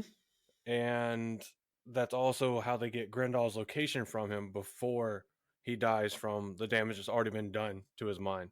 Yes. She then goes with Rand to Because we do know that Grandal is actually the one who uses the compulsion the most liberally and the most damagingly. oh yeah. She actually just ruins people. Not just in taking all of their possessions and whatnot, but actually damaging their minds in a way that is uh that basically puts them into like a vegetative state. Yeah. She's with Rand when they go to Falm and they meet with the real Daughter of the Nine Moons. This is actually Tuon this time. Yep. And Rand takes her with him when he goes to Natron's Barrow. And he sends Lord Ramshalon in, who returns under compulsion. And he's like, yep, he's under compulsion. and Rand balefires the entire fucking palace. Because he's such an asshole at this point. And Nynaeve's like, well, the compulsion's gone. And he's like, cool, that means Grendal's gone. And Nynaeve is horrified. And Yeah. this is what motivates her. She goes back to Cat Swain and submits to her wisdom, her, I guess, experience, her Yeah. tenure, seniority, whatever you want to call it. And after she does that, they start including her in the plans between Cat Swain and the Wise Ones to teach Rand how to feel again. Because I think there's part of the prophecy that says that the stone must remember how to cry or something like that. I don't Yeah. remember. She goes and finds Perrin, and that's when, or she's told to find Perrin, and that's when she discovers that Rand experiences those Taviran visions, those flashes of color and images of where people are. But it's then that once they find out where he is, Catswing can travel to Perrin's army and bring back Tam, which is incredibly crucial for the story. Yes, it is. Oh yeah. Anytime somebody gets too emo, you just got to bring Dad back.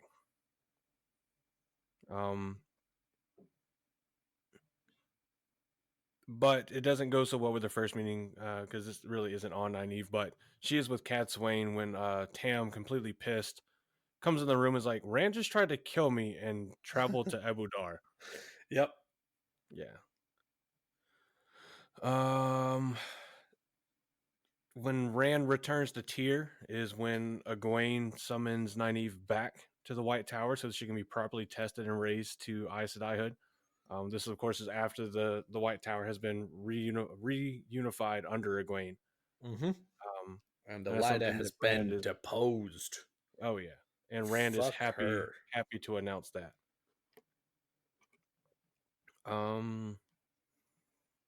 So she delves. We get some really interesting stuff about Rand here because she delves Rand. This is after she's been able to heal madness, Mm-hmm. and she delves Rand and sees that his mind is absolutely full of madness, Yep. but he is somehow shielded from it. And right before she leaves, he asks her to go with him to Shao Ghul. And she's like, nah, bro, I can't do this with you.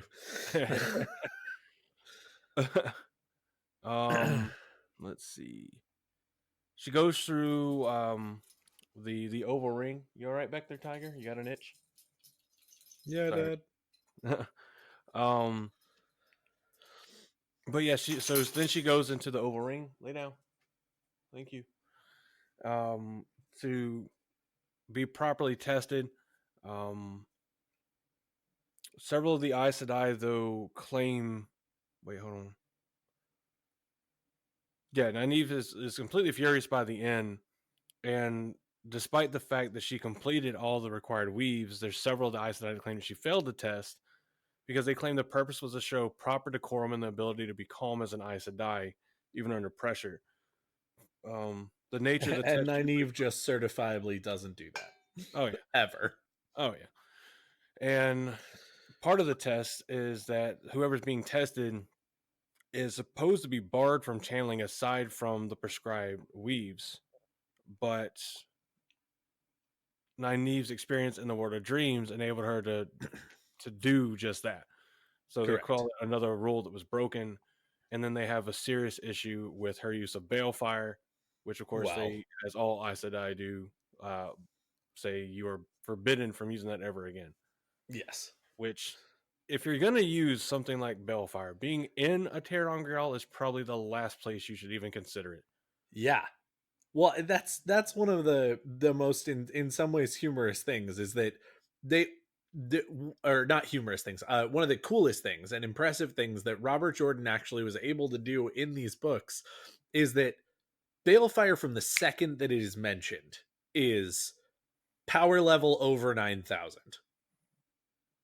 And each time, maybe not each time that it gets used, it actually does get used pretty regularly in the middle. With Rand just being like, you get balefire, you get balefire, everybody gets balefire. But at the same time, at some point, he cools down on it. But at some point, the stakes for using balefire and where it's used and why it's used and how much of it is used and whatnot just keeps on ramping up. And the different ways that Robert Jordan is able to ramp that up believably is really cool, in Oh my yeah. opinion. Oh Because yeah. again, it's like, all right, cool. So balefire, Rand uses it originally, right? Because he's the first one to use it, Rand. I think. Uh, it's either doesn't Moraine use it first to kill the Darkhound? Does Well, she doesn't use it to kill a Darkhound. She uses it to kill Balal. Oh yeah. That's the first time that you actually see Moraine use Yeah. balefire, No, and I think I it think might Rand actually be used the it first last. So I think that Rand uses it because that was first, and when then they were she in Cold Rock slaps him. Hold because he balefires the Darkhound that drooled on Matt. And I think, yeah, Yeah. and then the fight with Balal is later because he doesn't have Kalendor. No, it's after. So I guess she does use it first because he gets Kalendor first before Cold Yeah. Rock's Hold. Yeah. Yeah. So You're she uses it first, and listeners, I know that we haven't really mentioned you up until this point yet a whole lot, uh, but if we're wrong and Rand actually does use it first, because for some reason I feel like he does, please let us know. But definitely, Moraine uses it on Balal, and then Rand uses it on a Darkhound, and she's like, "Fuck you, never use that again." And he's like, "But you used it right. Bitch, though." please, you just used it. And then he kind of uses it somewhat liberally, Oh and then he uses a fuck ton of it, and then more or Nynaeve uses it in a Terran So again, it's just like every single time that you see it after a certain point, it's just like, all right, cool. How do we make this cooler? Rand is going to use it on an entire palace. How do we make this even more like the stakes even higher? Nynaeve's going to use it when it's insanely dangerous too. Like each of these things just escalates, and I love it. oh yeah. I love the way that that's done. Oh, yeah. But I love when she comes out of the testing after everybody's like, well, "You broke all these rules," and she comes to a realization that there are things that she finds that are far more important than being fully accepted as an Aes Sedai, and she calls Yep. them out on their shit. She's like, "I'll be fighting the last battle alongside Rand. What if I were to get to Shao Ghul and discover that without Balefire, I cannot help the dragon stop the Dark One? Would you have me choose between a foolish oath and the fate of the world? If you're going to raise me, then you'll just have to trust my judgment on Balefire. If you don't trust me to know when to use a very dangerous weave and when not to, then I'd rather you not raise me." And then Yep. she goes further on and questions the entire philosophy behind the Aes Sedai trying to be all cool and detached. And she's like, if our purpose is to serve the people, we should be doing that, not leaving the people behind just so the tower can be feathered. And Egwene's like, Well, and this is where oh, the true rift, if you will, and it doesn't actually turn into much because again, I think that it's well placed, but there is actually a rift in ideology between Egwene and Nynaeve at that point, um, and I think that Egwene is actually, I mean, it says here that she is troubled, yeah, um, but I think that uh that really that is a point where Egwene was really has been a really big proponent of acting like an Aes Sedai even before you've taken the oaths. That the oaths are really important. That the way that the Aes Sedai actually work isn't perfect, but is actually sort of the most positive way to do it, or at least the most useful and oh whatnot. yeah, And so when Nynaeve is standing there being like, "Hey, fuck all your rules. Forget all of the ways that you've done things. I'm really sick of your shit. Let me go ahead and do things the way that I think are right." Egwene's like, "Oh, Nynaeve, come on, what are you doing?" yeah. I mean, she's basically like, look, if you're going to make me an Aes Sedai, then trust me as an Aes Sedai, and if you don't, then don't fucking make me an Aes Sedai. I don't give a shit because there's bigger things like, oh, I don't know, the fate of all reality. Yes, which to be fair, in any other time, Nynaeve would not really be able to say such things. Oh yeah. I would not say such things if I were Yeah. you. So, but she gets out of the 7 votes, she gets 4 in favor, so she passed the test narrowly, and literally right after travels to Morel to demand Land's bond from her, Mm-hmm. and she thanks Morel Which for she keeping does him give. alive. But Yep. I love the quote. She's like, Morel, this is not the time to push me. Today I have seen people I love slaughtered. I have been forced to consign children to living torment. I have been burned, scourged, and harrowed. I swear to you, woman, if you do not pass me Lansbond this very moment, I will step into that tent and teach you the meaning of obedience. Do not press me. In the morning, I swear the 3 oaths. I'm free of them for one more night. And Morel's like, all right, cool, chill, it's yours. Well, and I think one of my favorite things is that like Myrelle is hesitant. And I'm Yeah. certainly not saying that she's not. She Maureen asked her to do something. And it has been one of the things that Myrelle seems to think is incredibly important. Not Mm-hmm. only just to Moraine, but to warders in general. Um, which is one of the reasons I think that Moraine chose her of all of the sisters to pass Lan's bond to, for example. And so she is hesitant because, again, there are extenuating circumstances. She doesn't actually know right off the bat that Nynaeve is an Aes Sedai. I mean, she believes her, but at the same time, like, it's not immediately obvious. It's not whatever. Uh, and so she is a little hesitant, but it's also funny because Nynaeve's like, I will murder you. And Yeah. Myrelle's like, cool, bitch. Jesus Christ. I just like asked a question. Oh yeah, yeah.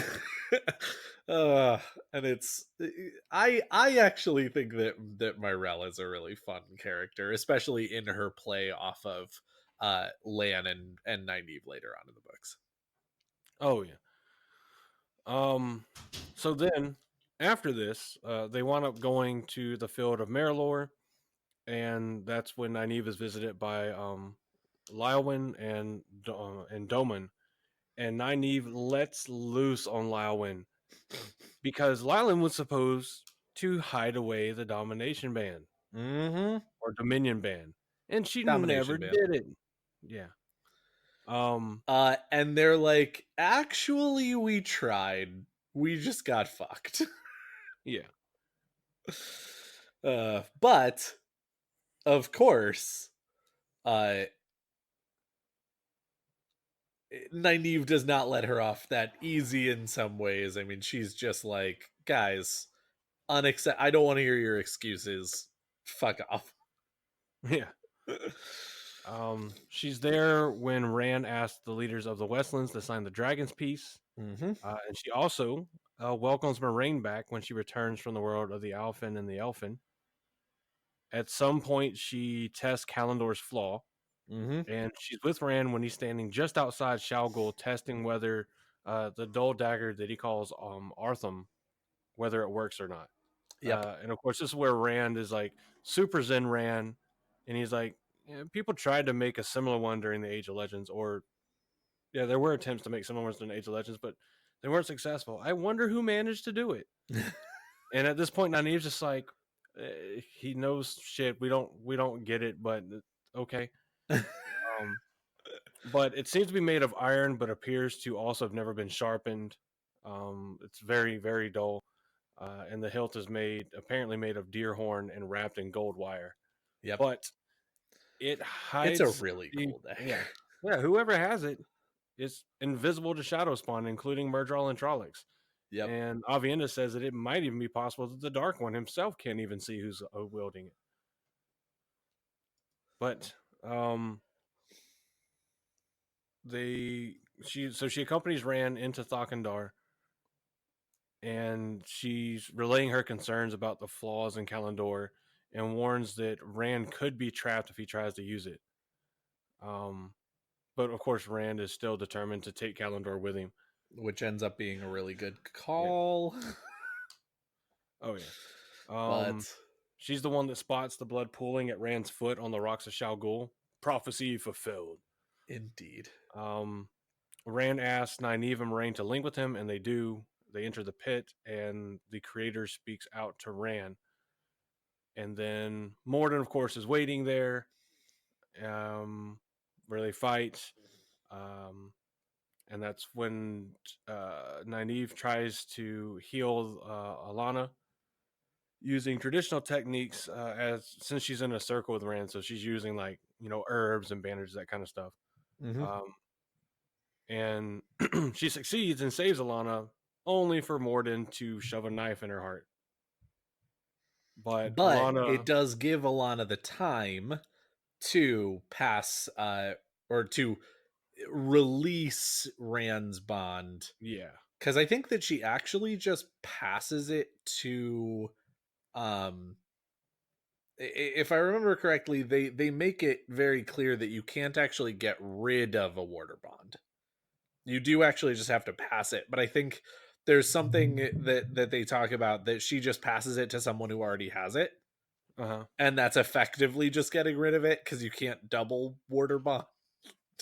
So she is able to get rid of it from herself by just passing it on to one of the three girls. yeah. Um, then when Rand commands Nynaeve and Moraine use the flaw in Calendar to trap Morden in a circle controlled by the female Aes Sedai, they pass control to him, and Rand goes full Avatar state and uses Sidair, Sidene. Sidair, of course, provided by Nynaeve and Moraine, Sidene that he can access, and the true power from Morden to seal the hole in the Dark One's prison. And that's right after that is when Nynaeve and Moraine flee Shao Get Ghul. the fuck out of Dodge.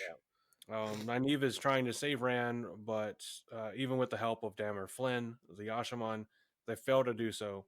And Nynaeve is more than heartbroken because now she's lost Rand, she's lost Egwene, and her whole reason for even leaving Amon's Field was to bring them back. And when she realized she couldn't, her personal vow was to protect them, and she's now lost two of them. Well, and of She course, goes, it's really interesting because at this point, we know that she hasn't, yeah, but nobody tells her. yeah. Um, she knows Like, something. She what knows the something's coming up fuck? because she's the one. She watches over Rand's body until he dies, or over Rand until he dies. Yeah, Or except that Rand the she's body. really just watching over Moradin. Yeah. Um, at some point before the final scene, she does put on the crown of Malkir, Yes. and she actually confronts Avienda on how Avienda, Elaine, and Min seem to have no compassion or grief over Rand's death. And her only answer, the only answer that she was given, was that it was time to build Rand's pyre. Um, and it's Well, and presumed it's that again, it's afterwards, so weird that nobody tells her. Now, yeah, granted, I will also say that, like, the three girls don't really know. They're aware that he's not dead, and they're very confused. But Rand doesn't even tell them because we just see the last battle wrap up so quickly, if you will, mm-hmm, that I mean, again, it is very much presumed that somewhere between the end of the chapters of A Memory of Light and the epilogue, that Rand has probably let people know, mm-hmm, but he doesn't in the chapters, and it's a little odd to me. Like, again, I really do love the way that it's written, and I think that, again, it's very realistic that throughout the entire books, misinformation, lack of information, ignorance, uh, people not telling other people things, people not knowing things, has been such a through line of what motivates so many characters, and why, that quote from Star Trek comes into play so often, that it is possible to not have done anything wrong and still lose. yeah. But at the same time, like, Rand, you have an opportunity here to tell everybody you're fine. Why aren't you taking it?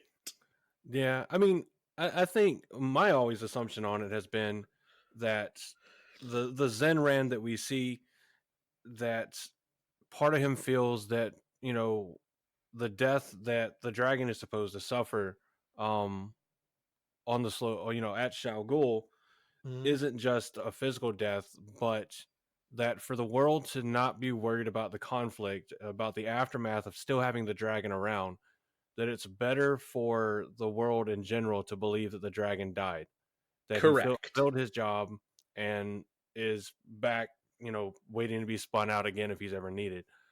Um, and there's also the fact that we see, to me, we see Rand go back to the very humble Rand that we had at the start of the series, Yes. and he doesn't want all that fame, all that responsibility, because he's seen that on top of the madness that from Sidene, the taint, what it's done and forced him to do, and all the things that he's had to do that he hated to do, along with the Correct. day to day annoyances of always having to deal with this. And we finally get to see Rand at the end, in Morden's body, in a position where he can relax and retire to the countryside now, Yes. and he And doesn't of have to course, worry it about. is also true that if you want a secret kept, don't tell anyone. Yeah, because there's only 3 people that instantly would have known, Yes. and that's Avi and Elaine And and Min. Nynaeve is not one of them. Yeah, and I believe that Nynaeve is smart enough to know that there's something going on. She may not, I don't Yes. think she knows exactly what, but she knows there's something going on, Oh, she because absolutely does. It's one of the she reasons that she knows. calls them out on it. Yeah, because she knows that he can't actually be dead, or he did something weird with their bond, because they're all bonded to him and they're Because fine. they should be distraught. Yeah, Yeah, because they should be crying so hard right now. yeah. And none of them are. Um, but Yeah. it's presumed, or at least the wiki claims it's presumed, that Nynaeve then, already, having been married to Lan and accepting the crown of Malkir, has gone to aid Lan in rebuilding Malkir. I like to think that she, um, would probably become the new Amerlin seat. I could see that. Um, Uh, I have a feeling she doesn't want it. I can definitely see her being an incredibly strong force in the tower and very possibly yeah, even a I'm not. sitter. I don't think she would have asked for it, but I think seeing the things that she's done and the proxy of her relationship She with might have been Egwene, asked. that Yeah. she was very likely asked, and I could see Nynaeve being like, "I'll do it, but I have to have freedom to go and see land. Like, I'm not going to stay in the tower all the time." But Oh, yeah. now that she can Yeah, yeah. travel, it doesn't really matter because she can just travel to Malkir. Exactly. So, I could definitely see her being willing to do it, accepting it, um, because I think she would make a great Amerlin, because she's going to have to learn anyway, being the queen of a rebuilding nation, to be political, to be diplomatic, to have more of that quote unquote Aes Sedai serenity. Um, and I think the Nynaeve we see, especially after her struggles with losing Egwene, and from what she feels Rand, but not really losing Rand, Yeah. um, that it's gonna help her out a lot. Um, Yeah. No, honestly, I have to admit, I don't see her becoming Amerlin's seat just in the same way that I don't see Elaine becoming Amerlin's seat. yeah, Uh, because both of them do actually have incredibly strong responsibilities elsewhere. Um, yeah. Oh yeah, but that's a no, fair no, no. point. Again, I actually agree and am totally behind. I would not be surprised if the tower asked. Oh yeah, we can at least agree. Like they were, I would guarantee they were both asked. Oh yeah. And we know, I guarantee that Elaine was like, "No, I've got an entire nation to rule. I'm the queen." Yep.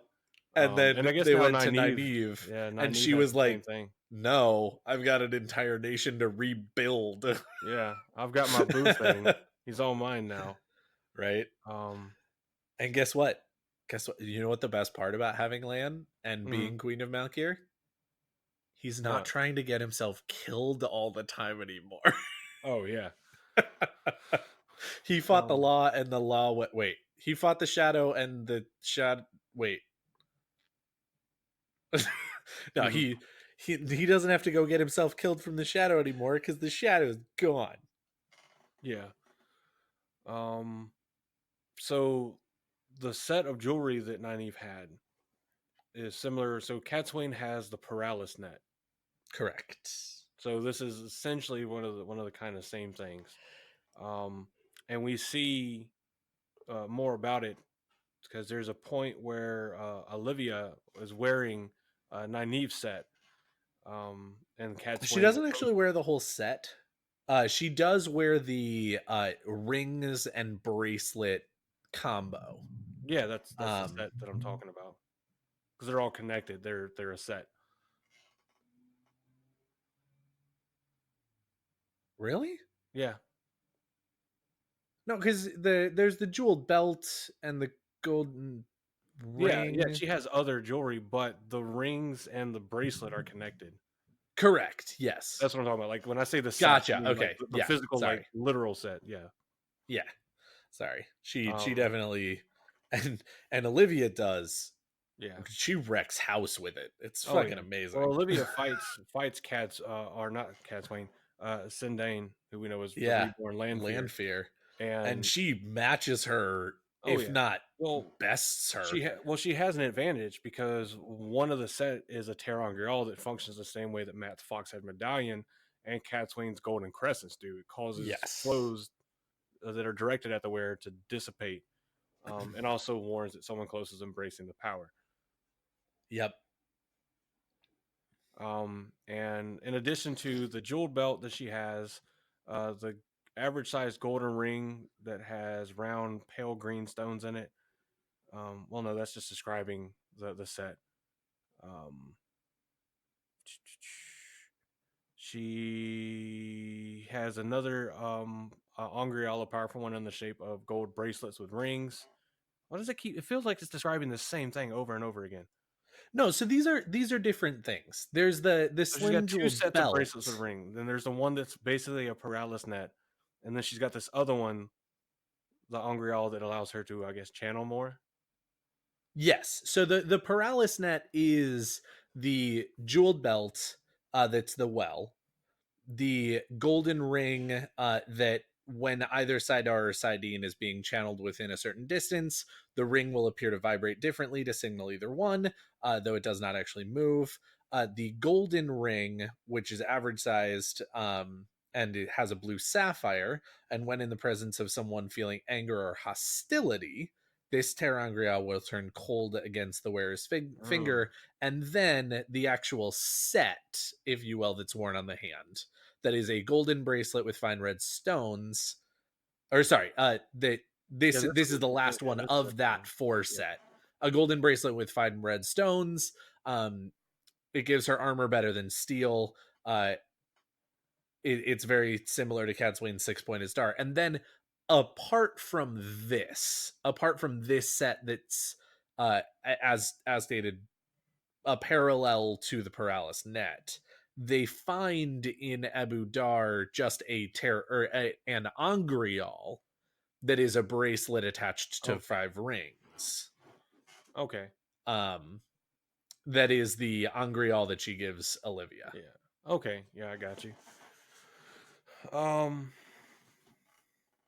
no, Olivia is wearing the paralysis net set that Nynaeve has. Yeah, she's wearing all of it. Yeah. She's wearing the Angrial and all Oh, four is she? pieces Oh, okay. because Nynaeve can't wear them, or at least I think that they say. I remember them saying something about it's dangerous for Nynaeve to wear them while working with the Choden Call. So Oh, she actually takes it all off and gives it all to that's right. Olivia. That's right. Um, the And I the think armor that it's thing is really interesting. actually in some ways, uh, it's a little weird.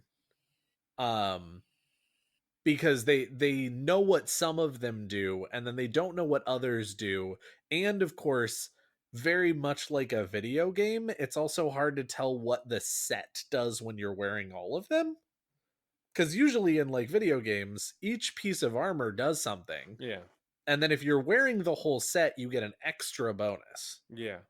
And I feel like that might actually be something of what's going on here, It may not actually be any of the single terangrial or anything doing the foxhead medallion dissipating. It might actually just be when you wear them all, you're kind of impervious to the one power. Yeah, that's true. I like how the So, armor works because it's just like this thin, right? invisible layer that only the user can see, and it works by just dissipating the force of blows over the surface of this invisible layer, so throughout the body and lessening the effect. Hmm. So it's essentially like if you want to get super nerdy scientific with it, it absorbs and dissipates all of the kinetic energy, Yep. thus rendering it largely ineffective. I mean, with a strong enough blow, like I don't think she could stand in front of one of the the what do they call them? Basically, the cannons, the dragon, whatever Oh yeah, dragons. Yeah, the that's what I think they just call them the dragons. I think they're just called the Yeah, dragons. I Yeah, mean, yeah, she couldn't the take a hit from a fireworks, dragon. effectively. Yeah, your artillery shell firework and just turn it on the side. Yeah. I mean, yeah, I don't. She couldn't take that, but sword blows, arrows, daggers, that kind of stuff. It just dissipates. Well, and it's also like, again, I just love the idea of just looking at somebody with a sword and having them think they have you, and then just reaching up and borrowing the force of that, or the magic of that dissipation, and just grabbing the sword. Yeah, Because it's just like, no, no, no, I dissipated all of the force of your blow into everywhere on my body, and so it felt like a nice little push. And now I have your sword in my hand. Suck it. Like, quit shoving me, go. Um, but so one of men's viewings over or from Nynaeve is her kneeling over someone's corpse. She couldn't tell whose it was, in a posture of grief, and combining that with men having the viewing of Land showing a viewing of Land, and the viewing was a baby with a sword, and that the viewings only show the future. The suggestion before we see what actually happens is that Land dies in the last battle, and that his child by Nynaeve would be crowned basically in the same way he was, as the last king of the Valkyrie. But of Mhm. course, we know that by the end, it's the viewing is Nynaeve kneeling over the body of Rand, but not Rand himself. Well, it's possible that it could belong to Rand. It's also possible that it could be Egwene. I mean, there are a few major deaths that Oh mean yeah, a that's huge true. amount to Nynaeve, and especially given that Rand isn't actually even dead, and Min's viewings seem to be smarter than that. Well, yeah, so here's I've here's always my thought that thought it was process more on it. Egwene, Here's my but it's very here's my possible. thought process on it. So she never kneels over Egwene because Egwene is crystallized and Correct. basically becomes like a monument, I believe. Yes. So there's no corpse to kneel over, and Fair. it shows. I would like to think that the corpse is obscured because her men's Because viewing. it's not Yeah, actually yeah, it's Rand. his body, but it's not Rand. So That's fair. it's someone. So I think it's most likely that paired with the fact that Nynaeve watches over him until he dies and pretty much stays with him the entire time.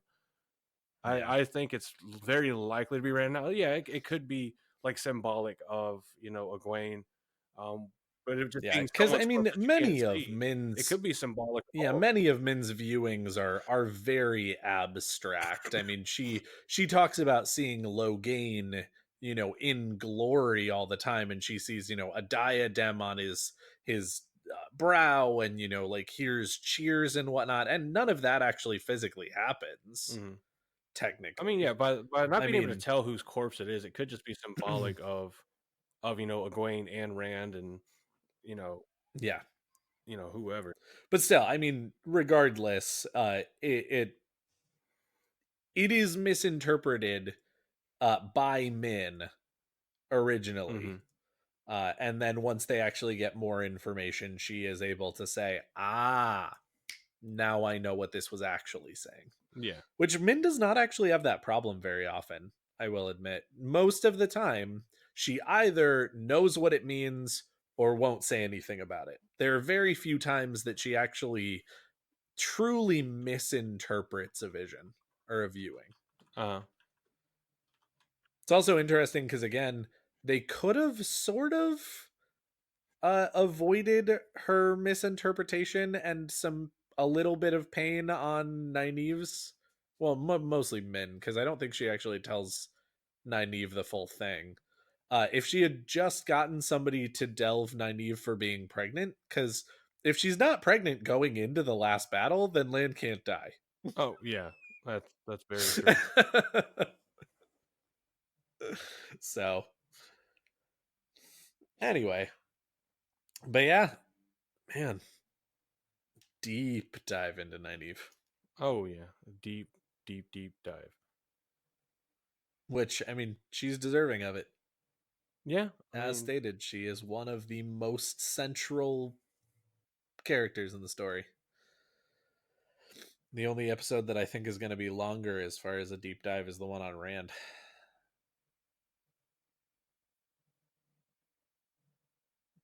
I don't know though. yeah, We'll figure it yeah. out. Sorry, I got distracted reading um someone's thought on the ending of the book, but Oh yeah. yeah, it's interesting. What do they say? They're talking about that at the end that Rand has basically like achieved a full understanding of his reality, and throughout the series, we're told that life's a dream that we wake from in death, and that all possible worlds exist, even if they're hard to reach, and they're all embedded in an endless dreamscape where anything you imagine can be brought into being. So there's the possibility that Rand having a full understanding of his reality um, can pretty much access that sort of power or ability even while awake and Hmm. living in what we call the real world.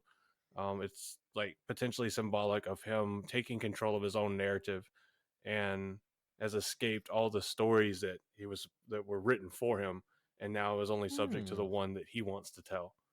Um, since he is now You know what? anonymous That and free. actually does give some credence then to, again, I mean, like, it's really never explained, and I actually love that even Brandon Sanderson doesn't know the answer or anything. That how does Rand light his pipe in the epilogue? Maybe it's just Mm, because he is currently in a world where that's just a thing that can be done. yeah, I mean, it would make sense that yeah, that just Zen Rand has that power. It's like I keep kind of like joking with the Ultra Instinct thing from Dragon Ball Z, but But it's a good comparison. yeah. So I mean, we've seen people be able to do remarkable stuff. So who's to say that maybe that's because I like the theory that it's kind of like a reward for doing such a good job that he has access to because they were trying to get to the true power or the true source is how they bored into the Dark One's prison. Yes. So who's to say that the creator doesn't have? I mean, I would say the creator does have his version, his side of a unlimited, unfettered power source that nobody else can access unless he grants you access, and that maybe as a good pat on the back for a job well done, that Rand now has access to this sort of power. True. That he No, doesn't that he that's doesn't really another have good. to do anything to use it. It's there. It's just there. No, So when he that's wants to light a solid. pipe, he just points his finger at it, and a lightning bolt comes down from the sky invisibly and lights a pipe or whatever. So, Yeah. I mean, if you think about it, because the whole series goes about, there's always a dark to the light, there's always a positive to the negative. So, rationally speaking, there has to be another side of, kind of unlimited power source, It's true. which could just be that kind of like, okay, I've seen the world for what it is. I understand my reality, and now because I understand it, I can manipulate it to some extent. Yep. And all Ram wants to do is just light a pipe, smoke some good Two Rivers tobacco, and retire to the countryside with his three wives.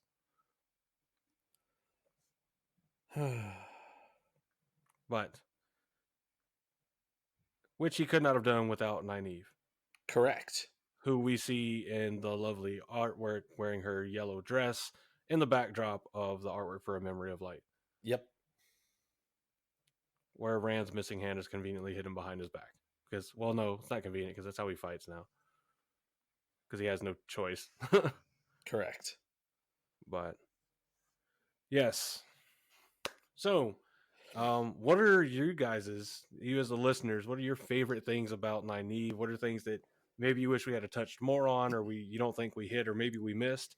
What are some of your favorite scenes with her? Other than the ones we've talked about, because I know everybody loves the scene where she's like, "My husband rides for Tarwin's Gap," um, Wait, Nynaeve which says it's a great. great scene, huh? I No, said, I wait, don't think she Nynaeve did. says that? No, I think it was like Bella or something. I'm not sure. Oh, the creator. Yeah, Yeah, that makes Bella the sense. creator said it. Yeah, but just let us know, like, what are those scenes that really made Nynaeve stand out for you? Like, what's that first scene where like maybe you didn't like Nynaeve, and she has this scene, and you're like, actually, I like this character, or vice versa, or I guess if you liked her from the start, just a favorite scene. But Yeah. tell us the story of how you feel about Nynaeve. You can do that. You can comment on the hosting site, which again is Black. Well, I say again, I hadn't said it yet, but blacktowerpod.podbean.com. Um, if you want to do it on Twitter, if you can do it in like the 160 characters, or you're going to do a like tweet string, text string, whatever of it, that's cool too.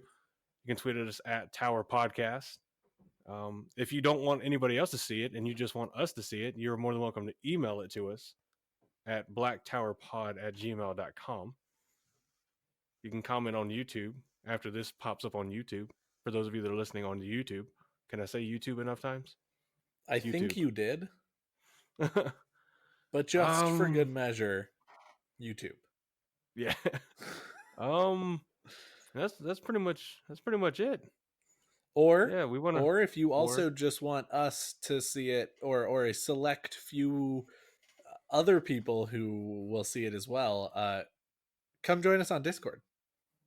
And then yeah, you can yeah, the talk Discord. to basically just Andrew, Josh, Arcanus, occasionally Aaron, Jack of the Shadows, and I. There's a Because we're couple the other there couple are others to no there talk. are a few others. Bubble of Evil. He talks. He talks. Well, he posts a lot of like gifts and stuff to make you laugh. True. The It's fun. creator's in there. That is true. Um, That's a recent join. Correct. yeah. So we got the creator. So let us know if you just if you gave Rand in Morden's body access to some other power. We're really curious. Yeah. There's Or Androl. Jack of the Androl is in Shadows. there. Yeah. Since you are the other name of the Dark One, you wanna chime in here and tell us what the fuck is going on with Rand at the end? Yeah. We can use all the information. We can give it to Androl, and he can make another fantastic song. Indeed. There's so many just fantastic people that joined the Discord. It's I don't know the total member count. I know right now it's showing there's 99 people that are offline. 99 people and a creator ain't one.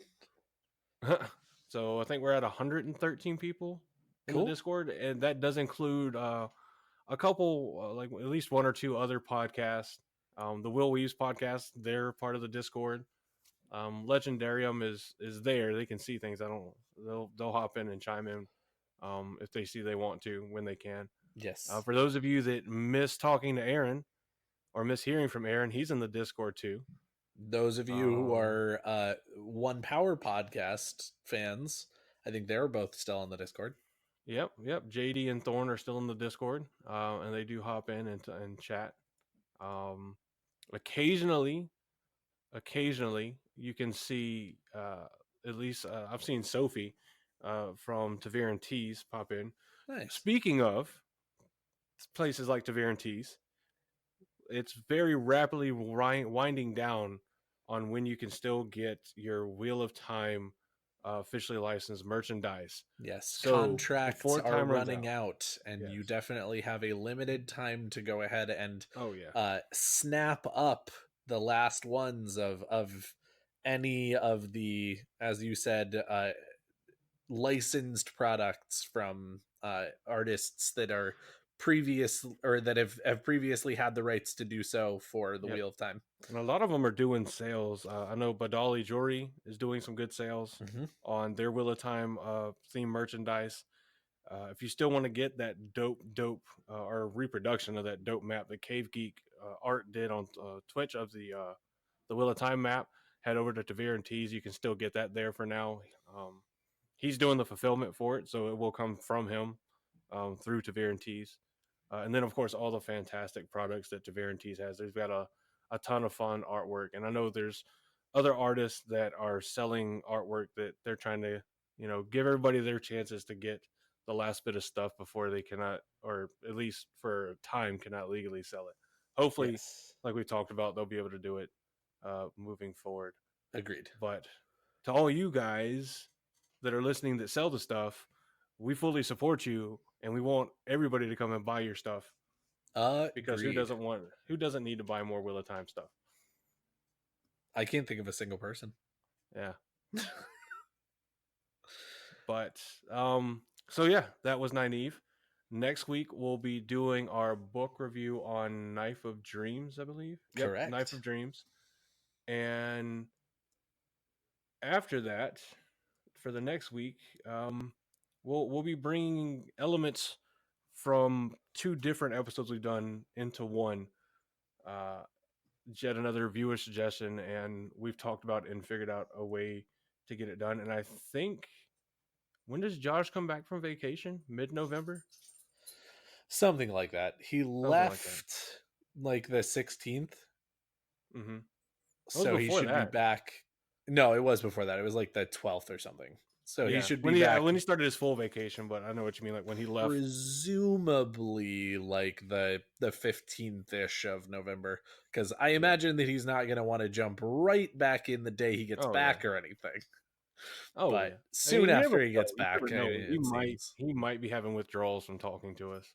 I think he already is. I mean, Yeah. he's hopping on the Discord, and every chance that he seems to get where he can take a moment and comment on things in the Discord, Oh yeah. uh, which I appreciate. Oh We yeah. miss you, Josh. We Baby, want you come back. back. You can blame it all on me. Or the dark one. Either way. You can blame it all on the taint. There you go. But I think that probably wraps us up for this episode. I agree. Daniel here is going to be Just so for kind as all to of edit. those uh who missed the episode today, there you go. We've given you enough fodder um for Saturday and for next week, couple of days as well, depending on how long your commute is. Oh yeah, I know for me, like one episode could last probably like 3 weeks worth of commute because I only drive like 7 minutes to work. Right. But and y'all be sure to thank Daniel, because once again he is going to handle the editing for this episode. Due to time constraints, I don't have the time tonight because I got to be up early in the morning for an event. So when this episode does release, be thankful that it releases, and thank Daniel for making sure that it gets edited and out there for you guys. And I promise I will do a better job than all of or than Crossroads of Twilight. Honestly, have no idea what happened. But that Shit was happens, also yo. me edited, so we're gonna make sure that that does not happen again. Because fuck that episode. What is this, top 10 anime redemption arcs? Yes, Sasuke. I want to be Hokage too. No. But for those of us here at the Black Tower podcast, I have been Andrew. And I have been Daniel. And hopefully moving forward, we'll still be Andrew and Daniel and not in some new weird body. Though if I get Super Zen powers, I'm down. Yeah, I wouldn't turn it down. Yeah. But thank you all for listening, and we will see you again next week, beyond when we see you on Twitter and Discord and everything else. Indeed. Have a great week, guys. Yeah.